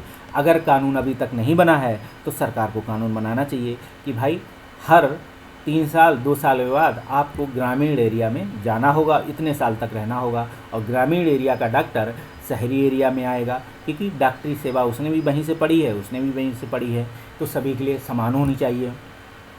तो देखेंगे आखिर वो भी तो सेवा है, वो भी तो गाँव के लोगों की सेवा है। तो देखेंगे निजी प्रैक्टिस करते हैं, महीनों में सिर्फ एक जो है बात हो रही थी ऐसी, हम इसकी डॉक्टरों की फीस देनी पड़ती है। अब हम बात करें में सुधार की प्रस्ताव की बात, तो सरकार को डॉक्टरों के लिए नियुक्त कर जो वाली जगह थी रहना अनिवार्य कर देना चाहिए, ठीक है, डॉक्टरों को नियुक्त वाली जगह पर, अन्यथा उनकी सेवा समाप्त करनी चाहिए। तो इस तरीके से देखें कि ऐसे प्रस्ताव लाए गए थे, जब जहाँ जिस डॉक्टर को नियुक्ति पत्र मिला था वहाँ अनिवार्य कर देना चाहिए कि आपको यहाँ अनिवार्य रहना होगा। लेकिन इस अनिवार्य व्यवस्था को एक समय सीमा के अंदर क्या है, जिससे हर डॉक्टर को ये ना लगे कि हमारे साथ भेदभाव हुआ, तो एक समय सीमा निर्धारित कि 2 साल आप अपनी ग्रामीण एरिया में सेवा देंगे, 2 साल बाद आप शहरी एरिया में आ जाएंगे। डॉक्टरों की अनुपस्थिति की जांच के लिए जिला प्रशासन और पुलिस को अचानक छापा करना चाहिए, ऐसे प्रस्ताव आए। तो आप देख सकते हैं ग्रामीण पंचायत को डॉक्टर के कामकाज की वार्षिक रिपोर्ट लिखने का अधिकार होना चाहिए, ठीक है, ग्रामीण पंचायत को लिखना। अब जैसे क्या है, ग्रामीण पंचायत को क्या है, जैसे मिड डे मील पर एक रिपोर्ट लिख के आगे भेजना होता है। स्वयं देखेंगे आप जो है स्कूल के जो प्रशिक्षक हैं या जो कहेंगे टीचर्स हैं, उन्हें हर दिन की रिपोर्ट देनी होती है। कहाँ, उत्तर प्रदेश की बात करें तो उत्तर प्रदेश के सेंटर में या हेड ऑफिस में, वहाँ आपको इलेक्ट्रॉनिक अपनी सेवा से, अपने कंप्यूटर से, अपने मोबाइल से, जो भी वहाँ की व्यवस्थाएं हैं आपको देना होता है। हर चीज़ की रिपोर्ट देनी होती है कि आज हमने बच्चों को ये खिलाया, आज हमने ये बनवाया, आज का ये था, आज इतने बजे स्कूल बंद हुआ, ठीक है, क्या क्या पढ़ाया, वो भी जानकारी देनी पड़ती है। इसी तरीके से डॉक्टरों के लिए एक रिपोर्ट हो जाए कि भाई क्या क्या ग्रामीण एरिया में कितने लोगों को देखा, क्या क्या रिपोर्ट आई, कौन कौन सी ऐसी मरीज़ सामने आए, कौन कौन से जिन्हें जो है एक आगे चल के क्या है समस्या बन सकती है। तो एक ऐसा कोई केंद्र बने जहां डॉक्टर ये बताएं ग्रामीण एरिया में बैठे कि ग्रामीणों में आने वाले समय में ये एक बीमारी के रूप में सामने आ सकती है, ऐसी व्यवस्थाएं हों। आप देखेंगे इस जैसी समस्याओं के समाधान पर उत्तर प्रदेश के कई टुकड़ों में बांटना, प्रशासन कुशलता को आप देख चल सकें, तो आप देखेंगे कि इस तरीके की समस्याओं को आगे देख सकते हैं। इसके बाद अब राजनीतिक दलों की चंदा की बात करें तो राजनीतिक दलों में चंदा कैसे दिखाई पड़ेगा कि लोकसभा में आप जाओगे, चुनाव लड़ने वाली प्रत्येक उम्मीदवारों की संपत्ति औसतन 1 करोड़ रुपए से ज़्यादा की थी। आप देखेंगे ऐसे ही एक विश्लेषक आया सामना कि जितने भी उम्मीदवार चुनाव लड़ने गए उनका एक विश्लेषक आया कि ये सब करोड़पति हैं, ठीक है। तो डर व्यक्त किया जा रहा है, यह डर व्यक्त किया जा रहा है कि चुनाव लड़ना सिर्फ अमीरों का, समर्थन रखने वालों का ही संभव है। तो ये लोकतंत्र के लिए अपने आप में एक चुनौती साबित हो गई कि सिर्फ अमीर ही चुनाव लड़ सकते हैं, लेकिन लोकतांत्रिक व्यवस्था में ऐसी कोई व्यवस्था नहीं है कि अमीर चुनाव लड़ें या गरीब चुनाव ना लड़ें, या अच्छा राजनीति का एक जानकार जो राजनीतिक व्यवस्था या लोकतांत्रिक व्यवस्था में अपना कुछ महत्वपूर्ण योगदान दे सकता है, तो वो अपनी व्यवस्था को आगे ना बढ़ा सके। तो इस व्यवस्था में भी क्या होगा, इस व्यवस्था को भी आप देखेंगे कि इस तरीके की व्यवस्था है। इसके साथ ही आप जाएंगे कि राजनीतिक दल व्यापारिक घरानों के चंदों पर निर्भर होते हैं। सबसे बड़ी बात है, आज की पार्टियां देख सकते हो कि हर व्यवसायिक घराना जो है हर राजनीतिक पार्टी को चंदा देती हैं, लेकिन वो उन्हें भी पता होता है, वो भी ये चुनाव विश्लेषक बैठा दें अपना अलग से कि कौन सी पार्टी सत्ता में आने वाली है। उनके स्वयं का एक कैडर इस पे काम करता है और वो उसको सबसे ज़्यादा चंदा देती हैं या उसको जिताने के लिए वो सारे कार्य करती हैं। वर्तमान में आप देखोगे कोई एक ऐसा व्यवसायिक घराना था जिसने बहुत सारे मल्टीमीडिया के चैनल खरीद के एक पार्टी को दिए थे चुनाव जिताने के लिए। तो वो जानती थी ये सत्ता में आने वाली है, हमें इनके लिए काम करना है, क्योंकि भारतीय लोकतांत्रिक जो अर्थतंत्र है वो उन्हें क्या है मिलने वाला है इसी के माध्यम से, या उन पे उनका सहयोग मिलने वाला है। तो अधिकतर राजनीतिक दल व्यवसायिक घरानों के चंदों पर निर्भर हैं। आशंका और जब कोई व्यवसायिक घराना इस तरीके से कार्य करता है तो ये भी एक लोकतंत्र के लिए क्या है चुनौती साबित हो गई। क्यों? क्योंकि लोगों को वास्तविकता की जगह जब भी मल्टीमीडिया या कोई चैनल इस तरीके से काम करते हैं तो वास्तविक चित्र हटा के क्या हो गया कि ऐसा शाइनिंग चित्र दिखाया जाएगा कि जनता को लगेगा कि यही सबसे बेस्ट सरकार थी, यही। तो इस तरीके से लोकतंत्र में क्या है वास्तविक चित्र की जगह एक कलरफुल चित्र ऐसा दिखाया जाता है जो लोगों क्या है भ्रमित कर देता है, माइंड में उनके एक इमेज बना दी जाती है। कैसे?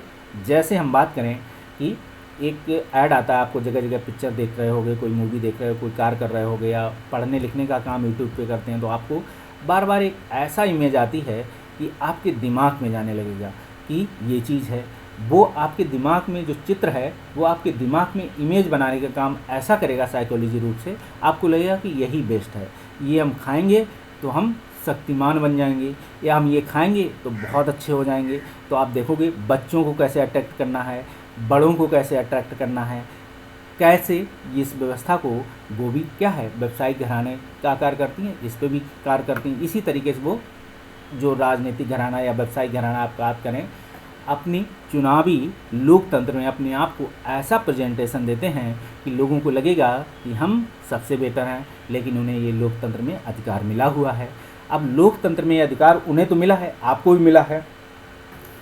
आपको उनकी इमेज में ये देखना है कि इसमें इन्होंने जो कलर लगाए हैं इसमें वास्तविक कलर कौन से हैं और आभासी कलर कौन से हैं। आभासी मतलब जो आपको दिखाया तो जा रहा है लेकिन वास्तविक रूप से है नहीं।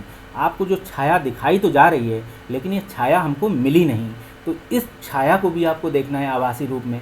तो यही चीज़ों को समझना होता है, चाहे वो राजनीतिक व्यवसायिक घराना हो कोई, चाहे वो राजनीतिक दल हो कोई। तो उनके चंदों की बात करें, पैसों में या आप देखेंगे राजनीति में पैसों की ये बढ़ती हुई बात गरीबों के खिलाफ जाएगी, जो लोकतंत्र और संविधान दोनों के लिए क्या है एक चुनौती साबित हो गई है, या दोनों के खिलाफ हो जाएगा। सुधारों के अगर प्रस्ताव की बात करें तो राजनीतिक दलों में हमने आपको बताया था कि राजनीतिक दलों के अपने जगह जगह मंच बनाने चाहिए, जन संवाद केंद्र, ठीक है। जैसे वो पार्टी कार्यालय मुखिया खेलते हैं, ज़िले ज़िले में एक पार्टी अध्यक्ष बनाते हैं कि हम ज़िले के मुखिया हैं, ज़िले के अध्यक्ष हैं या ज़िले के महासचिव हैं। तो वहीं पर ऐसे जन संवाद केंद्र बनाएं, जगह जगह हर स्तर पर आप जाएं। जैसे गांव में क्या है जगह जगह बोलते हैं कि हमने क्या हर जगह डिजिटल हो गए, हम कंप्यूटरीकरण कर रहे हैं। तो जन संवाद केंद्र में आप देखो बहुत सारे पंचायत घर या और सारे केंद्र बनाए जा रहे हैं। तो उन घरों में ऐसी व्यवस्थाएं होनी चाहिए और हर स्तर पर लोगों को क्या है शिक्षित होना चाहिए। इसके लिए शिक्षित व्यवस्था का काम सरकार का एक दूसरा अंग है, वो चुनौती थी ही। तो सबसे पहले उस पर काम करें, फिर इसके बाद लोकतंत्र को क्या है जन संवाद केंद्र के रूप में जगह जगह राजनीतिक पार्टियां, हर पार्टी का अपना एक जन संवाद केंद्र हो, जहां कोई पार्टी कैडर जाके अपनी बात रिकॉर्ड कर सके और ये लोकतांत्रिक में जो लोकतांत्रिक मुखिया हैं, जो लोकतांत्रिक मुखिया के जो राजनीतिक दलों के कार्यालय हैं उन तक अपनी बात जा सके। यही बात अन्य अंगों में भी जा सके, जैसे मल्टीमीडिया, सोशल मीडिया, कोई अच्छी बात हो तो निकल कर वहाँ भी प्रसारित की जाए कि ये बात होनी चाहिए इस पर। तो ऐसे राजनीतिक दलों में लोकतांत्रिक विकास की प्रक्रिया आगे बढ़ेगी, लोकतंत्र की विकास की प्रक्रिया आगे बढ़ेगी, क्योंकि राजनीतिक दलों का विकास लोकतंत्र के विकास से जुड़ा हुआ है। क्योंकि उनका मुखपत्र जो आप देखेंगे वो स्वयं में क्या है सब दुनिया का सबसे बड़ा लोकतांत्रिक होता है। और राजनीतिक दलों का हमें सब लगता है कि सबसे बड़े राजनीतिक दल स्वयं के अपने लोकतंत्र का विकास करें तो लोकतंत्र का विकास स्वयं हो जाता है। तो ये भी एक क्वेश्चन है आपके लिए कि हम जब लोकतंत्र की बात करते हैं कि लोकतंत्र का विकास जो है समय के साथ या एक चुनौती है, तो हम क्वेश्चन अगर बात करें कि क्या आप इस मत से सहमत हैं कि लोकतंत्र का विकास राजनीतिक दलों के विकास से ही संभव है, क्योंकि राजनीतिक दलों का लोकतांत्रिक होना लोकतंत्र के लिए अनिवार्य है, लोकतंत्र का हिस्सा है। इसलिए राजनीतिक दल जैसे ही विकास कर जाएंगे वैसे लोकतंत्र स्वयं विकास कर जाएंगे। आप इस पर चर्चा कर डालिए। तो प्रत्येक राजनीतिक दल के वित्तीय लेखा जोखा के सार्वजनिक कर देना चाहिए। तो राजनीतिक दल हर वित्तीय लेखा जोखा करता है। आप देखेंगे हर जो है चुनाव लड़ने वाला अपना वित्तीय विवरण देता है, नहीं देता है तो कोर्ट मांग लेता है कि आपने दिया नहीं, और नहीं दोगे तो आपकी क्या है, उम्मीदवारी चली जाएगी, जीत कर आए हो तब भी चली जाएगी। ठीक, तो ऐसी व्यवस्थाएं हैं। लेकिन वित्तीय लेखा जोखा से देने से किसी को रोज चुनाव लड़ने से तो रोक नहीं दोगे। अगर वो 3 साल के लिए जेल के अंदर नहीं रहा, 3 साल या 3 साल से अधिक जेल में रहा है, सज़ा मिली है, तो वो चुनाव नहीं लड़ पाएगा। ऐसी व्यवस्थाएं हैं। लेकिन आप देखो किसी पे करप्शन का कोई केस है, किसी पे कोई केस है, तो उसे आप रोक नहीं सकते चुनाव लड़ने से। ठीक है, जब तक कोर्ट में ये साबित ना हो जाए।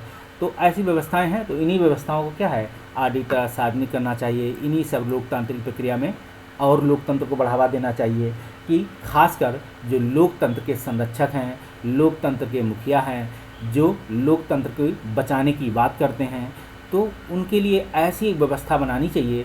सबसे पहले ये लोग, क्योंकि ये लोकतंत्र के लिए काम कर रहे हैं, तो एक ऐसी व्यवस्था कि ये स्वयं में लोकतंत्र हैं या नहीं, ये लोकतांत्रिक तरीके से काम कर रहे हैं या नहीं, या कि कितने बड़े लोकतांत्रिक थे जब भी ये चुनाव लड़के आए या चुनाव लड़ने से पहले इन पे एक ऐसा कोई मंच हो जो चुनाव लड़ने आए, जिन्होंने चुनाव पे कार्य किया हो, जानकारी हो। तो हर राजनेता को एक मंच देना चाहिए, मंच पे जाकर काम करना चाहिए, तभी राजनीतिक पार्टियों को उन्हें टिकट देना चाहिए। ये एक नैतिक आचरण है। वो किसी को चुनाव लड़ा सकती हैं, ऐसा उनको लोकतंत्र या भारतीय संविधान कहता है। ठीक है, हर व्यक्ति को चुनाव लड़ने का अधिकार है। लेकिन ये राजनीतिक दलों का एक आचरण है, नैतिक आचरण है, क्योंकि उन्हें लोकतंत्र को भी जिंदा रखना है, अपनी पार्टी को भी लोकतांत्रिक प्रक्रिया के तहत जिंदा रखना है। चुनाव का खर्च सरकार को उठाना चाहिए। ऐसी पार्टियां शुरू से करती हैं, अभी भी कुछ कार्य खर्च करती हैं। ये बात अलग है कि चुनावी फंड भी लेती हैं आप, लेकिन वो खर्च भी दिखाती हैं। आज ये मुद्दा उठा है कि बहुत सारी पार्टियां वोट देती, चुनाव टिकट देने के लिए पहले पैसा लेती हैं। अब उन पार्टियों का नाम लेना सही नहीं है। ठीक, हम किसी पार्टी को क्यों बताएं कि इसने क्या है, पैसा लेकर क्या करती है, टिकट देती है कोई पार्टी, या अन्य पार्टियां, एक से अधिक ऐसी पार्टियां हैं। तो इस बात को उठाने के लिए एक नैतिक आचरण है, और ये लोकतांत्रिक व्यवस्था के लिए सबसे बड़ा एक क्या है, जो है डिसपॉइंटेड या कहें नकारात्मक चिन्ह है। तो पार्टियों की चुनावी खर्च के लिए सरकार कुछ रकम दे।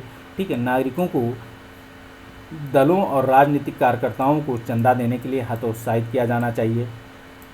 ऐसे चंदों पर आयकर में छूट मिलनी चाहिए। तो देख सकते हैं कि ऐसी व्यवस्थाएं तो पहले से ही हैं।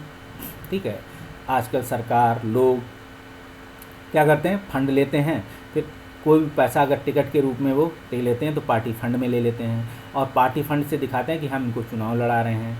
ठीक है, और वो पार्टी फंड में इतना पैसा जमा कर देते हैं कि हमें ये पैसा अपनी एरिया में चुनाव के लिए चाहिए, तो पार्टी टिकट में दे देते हैं। लेकिन ये व्यवस्था में देख रेख नहीं होता किसने कितना पैसा दिया, या दिया है तो कहते हैं ये राजनीतिक फंड है, या किसी एनजीओ के माध्यम से वो दिलवाते हैं। तो बहुत सारे ऐसे स्तर हैं या ऐसे अंग हैं जहाँ से ये काम होता है। इसके साथ ही अगर आपको और कोई समस्या दिखे तो लिख सकें, आप सुविधाओं के प्रस्ताव लिखें, अपने शब्दों में लिखें, चुनौतियाँ अपने शब्दों में लिख सकें, जितनी चुनौतियों पे बात की है इसके अलावा भी अपनी अलग हिस्से में लिखें। अब देखो, राजनेताओं को सुधारने की बात है, एनसीईआरटी ऐसा चित्र देती है। ठीक है, हम होते शायद अपनी तरफ से ना देते, हो सकता है लगता कि कोई नैतिक आचरण राजनेता नाराज़ हो जाता कि हाँ तो हमारे ऊपर प्रश्न चिन्ह है, हम राजनेता बनने वाले थे लेकिन इसने पहले से हमें तार पे क्या है सुखा दिया, ये हमारे आचरण पे है कि हम क्या है अब हम राजनेता नहीं बन पाएंगे। लेकिन ये एनसीईआरटी ने दिया हुआ है, तो एनसीईआरटी ने दिया हुआ है तो एनसीईआरटी का चित्र है, हमने आपको दिखाया कि कहा है कि हमारे जो राजनेताओं को सुधारना हो तो आप जैसे कपड़े धुलते हैं उसी तरीके से आप राजनेताओं को धुलने के लिए, धुलने का मतलब है उनसे सवाल जवाब करें, उनसे कहो कि आपने आपकी जब भी वो सरकार से क्या है 5 साल आपने चुना, 5 साल में आप दोबारा वोट मांगने आए तो उनसे पूछिए कि विश्लेषक दीजिए क्या क्या कार्य किए, मेरी एरिया में क्या कार्य किए, देश के लिए क्या क्या कार्य किए, संसद भवन में बैठ के तुमने कौन कौन से कार्य किए, या विधानसभा में बैठकर कौन कौन से कार्य किए। इन सभी कार्यों की आप एक सूची मांग सकते हैं जैसे, और यही सूची आप क्या है एक कपड़े धोने के समान है कि आप जैसे कपड़े धुलते हैं, ये कार्य दिखाया गया है महिलाओं के लिए या पुरुषों के लिए, सभी के लिए। लोकतंत्र में कपड़े धुलना सभी को समान अधिकार देता है कि ऐसा नहीं है कोई कपड़े ना धुले। तो देख सकते हैं। तो इसी प्रक्रिया में क्या है, आप सवाल जवाब पूछिए, कार्य कीजिए उनसे। ये एक विश्लेषक है। कोई राजनेता अगर कोई काम ना बता पाया हो, ठीक, किसी कार्य को ठीक से ना कर पाया हो, तो आपने चुनाव चिन्ह जो वोट जो अंगूठा आप दबाने जाते हैं, ठीक है, आपको बताएं दुनिया में हर चीज़ मिलती है, एक अंगूठा ही है जो दुनिया में सबसे अलग है, जो क्या है, किसी एक आदमी से दूसरे आदमी का नहीं मिलता। एकदम साइंटिफिक रूप से प्रूफ है कि आपके हाथ मिल सकते हैं, लकीरें मिल सकती हैं, लेकिन एक अंगूठा है जो किसी से नहीं मिलता है, आपके घर से लगाकर बाहर तक। इसकी हर बनावट, अगर 7.5 करोड़ लोग हैं तो 7.5 अरब लोग हैं, जितने भी हों, सबका अंगूठा अलग है। एक अंगूठा है तो अपने अंगूठे से बताइए कि अब देखिए हम ये हैं, तो आपका अलगाव तो देख सकते हैं कि इसी आप बटन दबा के दिखा सकते हैं आपने कार्य नहीं किया है। लेकिन इसका मतलब ये नहीं है कि आप किसी राजनेता को अपने तार पे सुखा दें, ऐसा मत कीजिएगा। आप अपने चुनाव के माध्यम से, अपने वोट देने के अधिकार के माध्यम से आप कर सकते हैं कि हमारा समय आएगा तो हम बताएंगे। लेकिन आप किसी राजनेता वोट मांगने जाए तो इसका मतलब ये नहीं कि आप क्या है, तो उनके कपड़े उतार के सुखा दीजिए या उन्हें आप तार पे टांग दीजिए, ऐसा मत कीजिएगा। ऐसा करना लोकतांत्रिक प्रक्रिया के खिलाफ होगा, क्योंकि उनका काम है वोट मांगना, आपका अधिकार है आप वोट दें या ना दें, उन्हें किसी और को दें। तो इतना आप बनाए रखें। इसके साथ ही लोकतंत्र की पुनर्परिभाषा की बात करें तो पुनर्परिभाषा में बात करेंगे लोकतांत्रिक शासन के स्वरूप पर। तो लोकतांत्रिक शासन के स्वरूप में अगर बात करें तो लोकतांत्रिक शासन का स्वरूप ऐसा हो जिसमें लोग अपने शासकों का चुनाव खुद करते हैं। तो आप देख सकते हैं भारत में इसी व्यवस्था को अपनाया गया, हर स्तर पर अपनाया गया है, हर स्तर पर लोगों द्वारा काम किया गया है, जिसमें लोगों और लोग अपने क्या है, शासकों का चुनाव स्वयं करते हैं। शासक और शासित दोनों साथ साथ होते हैं। यही भारत में क्या है, सामान्य इच्छा है, या यही भारत की संप्रभुता है कि शासक और शासित दोनों भारतीय लोकतंत्र में साथ साथ रहते हैं। तो देख सकते हैं एक ने चुना अपनी इच्छा से, एक को बैठाया कि आप हमारे लिए क्या है कार्य करेंगे, वो भी संविधान के नियमों से बना है। और आप देखेंगे इसी सामान्य इच्छा को उसने भी संविधान में क्या है, अपनी एक सामान्य इच्छा सौंप दी है, जिसने चुना उसने भी सौंप दी है। इसलिए सभी संविधान से बंधे हुए हैं, लोकतंत्र से बंधे हुए हैं। तो लोकतांत्रिक शासन का वह स्वरूप है जिसमें लोग अपने शासकों का चुनाव शुरू करते हैं। इसके अलावा आप देखेंगे इसके बाद अनेक मामलों पर गौर किया जाना चाहिए कि परिभाषा में कुछ और चीज़ें जोड़ी जाएं। पहले है लोगों द्वारा चुने गए शासक ही सारे फैसले लें, ठीक है, लोगों द्वारा चुने गए शासक ही सारे फैसले लें। तो आप देख सकते हैं ऐसा एक परिभाषा है। दूसरा, आप इसके अलावा भी पॉइंट लिख सकते हैं। अभी देखिए 1-2 पॉइंट हम बताएंगे। चुनाव में लोगों के वर्तमान शासकों को बदलने, अपनी पसंद के जाहिर करने का पर्याप्त अवसर और विकल्प मिलना चाहिए। तो देख सकते हैं ऐसी व्यवस्था भी आपको मिली है कि अपनी पसंद वर्तमान शासकों को बदलने। ऐसी सरकार आपके लिए जो नए नए वादे करती है, उसी वादों के साथ आप चुनते हैं, लेकिन 5 साल बाद डीपीएसपी के रूप में आप देखेंगे लगेगा। डीपीएसपी क्या है, सरकारों के लिए एक दायित्व है, ये उनकी ड्यूटी है कि आप जनता के लिए कितना अच्छा काम किए हैं, सरकार ने देश के लिए कितना अच्छा काम किया है। तो यही आधारों को मानते हुए क्या करेगी, वो आप उनसे सवाल जवाब करेंगे कि भाई बताइए आपने क्या क्या काम किए हैं, क्या क्या हमारे लिए काम किया है, इस एरिया से चुन के गए थे, इस एरिया में आपने कितने कार्य किए थे। ये भी मांग सकते हैं कि क्या, जब वोट मांगने आए कि आपके पास 5 साल में कितना पैसा आया। उस एक तो वो जो आपको फंड के रूप में या आपकी इस एरिया में काम करने के लिए आया, या किसी अन्य एरिया में आपने कोई कार्य किया हो। जो एक लोकसभा सांसद, राज्यसभा सदस्य या विधानसभा सदस्य को जो पैसा मिलता है अपनी एरिया के साथ साथ भारत के किसी अन्य हिस्सों में कार्य करने के लिए, या तो साथ ही भारत सरकार की अन्य योजनाओं के माध्यम से जो पैसा आया, आपने यहाँ कितने अच्छे तरीके से कार्य कराया। जो भारत सरकार अपनी योजनाओं का पैसा देती है, या जो सांसद विधायक का पैसा होता है, वो एक शासकीय प्रक्रिया का हिस्सा है। आप देख सकते हैं उसमें अकेले ऐसा नहीं है कोई सांसद जाए और पैसा निकाल के काम कर ले, उसे दिखाना पड़ता है कि हम ये काम करने वाले हैं। तो क्या है, फंड से आप जिला वहाँ से पैसा उनको निष्कासित होता है या मिलता है, उसकी भी एक शासकीय प्रक्रिया है। तो आप देखेंगे विकल्प होना चाहिए। ये विकल्प हर अवसर और हर स्तर की बराबरी में उपलब्ध होने चाहिए। ऐसी व्यवस्था है। विकल्प चुनने के तरीके से ऐसी सरकार का गठन होना चाहिए जो संविधान के बुनियादी नियमों और नागरिकों को अधिकारों को मानते हुए काम करते हों। तो आप देखेंगे लोकतांत्रिक व्यवस्था में राजनीतिक पार्टियां सबसे इस चीज़ का ध्यान रखती हैं कि हमें अपने स्वार्थ भी सिद्ध करने हैं और बुनियादी चीज़ें बनी रहें, बुनियादी चीज़ें ख़त्म ना हों, लेकिन बुनियाद के आगे भी बढ़ना है। अब आपने कहा कि हम इसकी सिर्फ नींव नहीं हिला रहे, बाकी हम मकान नहीं बनाएंगे। तो देख सकते हैं इसी प्रक्रिया को हमको आगे बढ़ाना, यही लोकतंत्र की चुनौती है वास्तविक रूप से। तो इसी में संविधान के बुनियादी नियमों और नागरिकों के अधिकारों को मानते हुए काम करें। और दूसरी बात है, आपको निराशा होगी कि इस परिभाषा में ऊंचे आदर्शों की चर्चा कहीं नहीं की गई। तो हमने देखा कि जो भी अभी तक हमने चर्चा की लोकतंत्र की चुनौतियों के रूप में, इसमें आदर्श रूप में कोई चर्चा नहीं की, सारी चीज़ें व्यवहारिक रूप में की।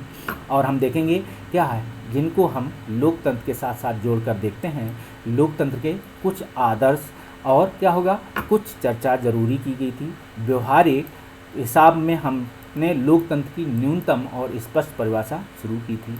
तो देखेंगे यहाँ न्यूनतम, लेकिन आप न्यूनतम वर्ड से क्या है, एक वर्ड व्यवस्था गवर्नेंस की सिस्टम में चलती है। क्या होगा जैसे कि न्यूनतम सरकार जैसे और अधिकतम कार्य की परिभाषा है, ऐसे करके वर्ड है। तो लेकिन स्पष्ट परिभाषा से शुरू करने की बात की गई। हमारे लिए लोकतांत्रिक और गैर लोकतांत्रिक शासन व्यवस्थाओं में अंतर करवाना आसान हो गया। ठीक है, आप देखेंगे इन्हीं सब व्यवस्थाओं से आप आधार मानते हुए किसी देश की या भारतीय लोकतंत्र की जो लोकतंत्र है, इसमें कौन लोकतांत्रिक गैर लोकतांत्रिक चीज़ें हैं, कौन सी गैर लोकतांत्रिक चीज़ें घटित होती हैं, उन पे आप चर्चा कर सकते हैं। राजनीतिक लोगों या राजनीतिक पार्टियों द्वारा किए गए कार्य कौन से लोकतांत्रिक साबित हुए, कौन से गैर लोकतांत्रिक साबित हुए, इन चीज़ों पे आप चर्चा कर सकते हैं, आप इन पे लिख सकते हैं। और आप देखेंगे कि लोकतांत्रिक सरकार और अपने राजनीति के विभिन्न पहलुओं पर चर्चा करने में हम परिभाषा करने में पुनर्परिभाषा की बात कर रहे हैं, तो आगे आ गए हैं। अब आगे बात करें, इसके साथ ही इस बात करें पुनर्परिभाषा में हर स्तर पर आप देखोगे लोगों द्वारा शासक चुने फैसले हों, चुनाव की वर्तमान व्यवस्था को बदलने के लिए पर्याप्त अवसर हों। इसके साथ ही आप देखेंगे पुनर्लोकतंत्र की पुनर्परिभाषा में लोकतंत्र में जन संवाद के केंद्र के रूप में अलग अलग मंच होना चाहिए। लोग अपने लोकतांत्रिक प्रक्रिया को बनाए रखते हुए हर स्तर से, सबसे निचले स्तर से भारत के आखिरी स्तंभ के तक बात पहुँचाने के लिए ऐसे संवाद के केंद्र स्थापित होने चाहिए जो लोकतांत्रिक विकास की प्रक्रिया को आगे बढ़ा सकें। ठीक, या जो सबसे निचले स्तर का कोई व्यक्ति सबसे ऊपर स्तर पे आके बैठकर कोई कार्य कर सकता है, उसके लिए ऐसा एक जन संवाद का केंद्र होना चाहिए जहाँ से वो अपनी बात कह सके। इसके साथ ही आप जाएंगे, इसके आगे बढ़ें, हमने विस्तार से लोकतांत्रिक अधिकारों की चर्चा की। तो विस्तार के अधिकारों की क्या बात होगी कि विस्तार से लोकतांत्रिक अधिकारों की चर्चा में आप जाएंगे सिर्फ वोट देने, चुनाव लड़ने, राजनीतिक संगठन बनाने भर के नहीं है। तो आप इनको देखेंगे कि कहीं भी कोई ऐसे संगठन नहीं है। हमने कुछ ऐसे सामाजिक और आर्थिक अधिकारों की चर्चा की जिन्हें लोकतांत्रिक शासन को अपने नागरिकों को देना चाहिए।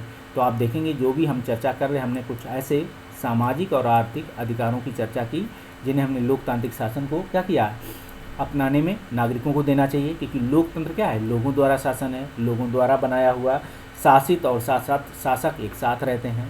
ठीक है, कोई ऐसी व्यवस्था नहीं है लोकतंत्र में कि शासित और शासक अलग अलग रहें। हमने सत्ता में हिस्सेदारी को लोकतंत्र की भावना के अनुकूल माना। ठीक है, आप देखेंगे सत्ता में हिस्सेदारी को, ठीक है, सत्ता में हिस्सेदारी की लोकतंत्र की भावना के अनुकूल माना और चर्चा की। सरकारों और सामाजिक समूह के बीच सत्ता की हिस्सेदारी जो है, साझेदारी है, लोकतंत्र के लिए जरूरी भी है। एक तरफ हमने कहा कि क्या है, अनुकूल भी है और ये जरूरी भी है। तो देख सकते हैं उसी संदर्भ में, और ये भी देख रहे हैं, हमने यह भी देखा कि लोकतंत्र बहुमत की तानाशाही और क्रूर शासन व्यवस्था नहीं हो सकता। तो आप देखेंगे अभी तक के लोकतंत्र की ऐसी बात सामने आई कि लोकतंत्र क्या है, बहुमत का तानाशाही या क्रूर शासन व्यवस्था नहीं हो सकती। अगर लोकतंत्र बहुमत की तानाशाही जब ऐसी घटनाएं घटी हैं तो सरकारों क्या हुआ, अगली बार वहाँ की सरकारें बदल गई हैं, लोगों ने बदल दिया है। अल्पसंख्यक आवाज़ों का आदर करना लोकतंत्र के लिए बहुत ज़रूरी है। ठीक, आप देख सकते हैं ऐसी बात की गई है। लोकतंत्र की हमारी चर्चा सरकार और उसके कामकाज तक आगे गई है। तो लोकतांत्रिक सरकार की जब आप बात करेंगे, लोकतंत्र की जो हमारी चर्चा है सरकार और उसके कामकाज से आगे गई। हमने यह भी चर्चा की कि भेदभाव को समाप्त करना भी लोकतांत्रिक व्यवस्था का महत्वपूर्ण काम है। आखिर में हमने यह भी चलाई कि किसी भी लोकतांत्रिक व्यवस्था में कुछ न्यूनतम चीज़ों की उम्मीद तो करनी ही चाहिए। ऐसा करना हमें लोकतंत्र की उस परिभाषा के खिलाफ नहीं है। आप जाएंगे किसी भी देश को लोकतांत्रिक कहलाने के लिए जिन न्यूनतम चीज़ों की क्या है ज़रूरत होती है, परिभाषित करने की हमें शुरुआत होनी चाहिए। इसके बाद हमने लोकतंत्र के लिए कुछ वांछित शर्तों की चर्चा की जिन्हें पूरा किया जाना चाहिए, जिन्हें हम लोकतंत्र की परिभाषा से आगे बढ़कर लोकतांत्रिक व्यवस्था या ब्यौरा दिया है, इन्हें भी देखेंगे। एक अच्छे लोकतंत्र को हम कैसे परिभाषित करेंगे, ठीक है, क्या क्या विशेषताएं हैं, लोकतंत्र को अच्छा बनाने के लिए किस व्यवस्था का होना ज़रूरी है, और आप ही देखेंगे कि कोई व्यवस्था लोकतांत्रिक है तो उसमें क्या क्या चीज़ें निश्चित होनी चाहिए, इन चीज़ों को भी देखें। ठीक है, ये फैसला आप कीजिए। ठीक, किस माध्यम से पढ़ना तो पंक्तियों के बीच की बात है। ठीक है, ये लोकतंत्र की एक स्तंभ है। आप देखेंगे पढ़ना तो पंक्तियों के बीच की बात है, मतलब दो पंक्तियों के बीच जो लिखा हुआ है वहाँ भी कुछ ऐसी चीज़ है, यही लोकतंत्र का विकास है कि दो लाइनों के बीच जो खाली जगह है, इसमें ऐसी दो लाइनों चीज़ें क्या कार्य किए गए कि जो इस चीज़ को विकास हो सके। तो आप देख सकते हैं कि स्वयं में क्या है, दो लाइनों के बीच जो जगह खाली है, इसका विकास कैसे इन दो लाइनों ने किया है, इस चीज़ का स्वयं में लोकतंत्र के लिए एक आभास है, देख सकते हैं, या कार्य करना है, एक प्रश्न चिन्ह है, आप इसे देख सकते हैं। इसी के साथ आप देख सकते हैं कि हमने इस चैप्टर के साथ साथ क्या है, इस एनसीईआरटी को भी पूरा कंप्लीट किया, और इस तरीके से हमने क्लास 10th की भी पूरी जो है एनसीईआरटी लोकतांत्रिक भाग 2 पूरी तरीके से कंप्लीट हो चुकी है। साथ ही इसके अलावा लोकतंत्र की चुनौती में आप अन्य चर्चाओं भी कर सकते हैं, अन्य बातें भी लिख सकते हैं जो लोकतांत्रिक स्तंभ में लोकतांत्रिक बातों लोकतांत्रिक तरीके से लिखी होनी चाहिए। ठीक, आप देख सकते हैं कि कोई भी व्यवस्था लोकतंत्र में तानाशाही नहीं हो सकती है। उसी तरीके से आपके विचार भी, आपके शब्द भी लोकतांत्रिक होने चाहिए, वो भी तानाशाही की ओर, प्रक्रिया की ओर नहीं बढ़ने चाहिए। तभी आपका आंसर लोकतांत्रिक हो, क्योंकि आपके व्यवस्था में आप देखेंगे चाहे वो सरकार हो, हम लोकतंत्र में रहते हैं, हमारा संविधान लोकतंत्र है, हमारा समाज लोकतंत्र है, हमारी बातें भी उसी तरीके से, क्योंकि समाज लोकतंत्र है, आप जो बोलते हैं वो भी लोकतांत्रिक होना चाहिए, तभी सरकार आपको अधिकार देती है। अगर आप तानाशाही होकर बोलेंगे तो आपके क्या है, फंडामेंटल राइट के तहत आपके क्या है, सरकार आपको जब्त कर लेगी। तो आप देख सकते हैं वो भी होना चाहिए। तो सभी चीज़ों पे लोकतांत्रिक व्यवस्था ही अभी तक सबसे बेहतर साबित हुई। जनसंवाद के केंद्र लोकतंत्र के स्तंभ हैं। तो आप देखेंगे इन चुनौतियों को भी देख सकते हैं। अब यहाँ से बहुत सारे क्वेश्चंस हैं जो पॉइंट अलग से दिए थे इसमें एनसीईआरटी ने, इन्हीं को आप क्वेश्चन बनाएं और बढ़िया तरीके से इनको लिख सकते हैं, क्योंकि यही चुनौतियाँ हैं, आप इन्हें देखेंगे। अभी आपको एक बार और झलक दिखला देते हैं।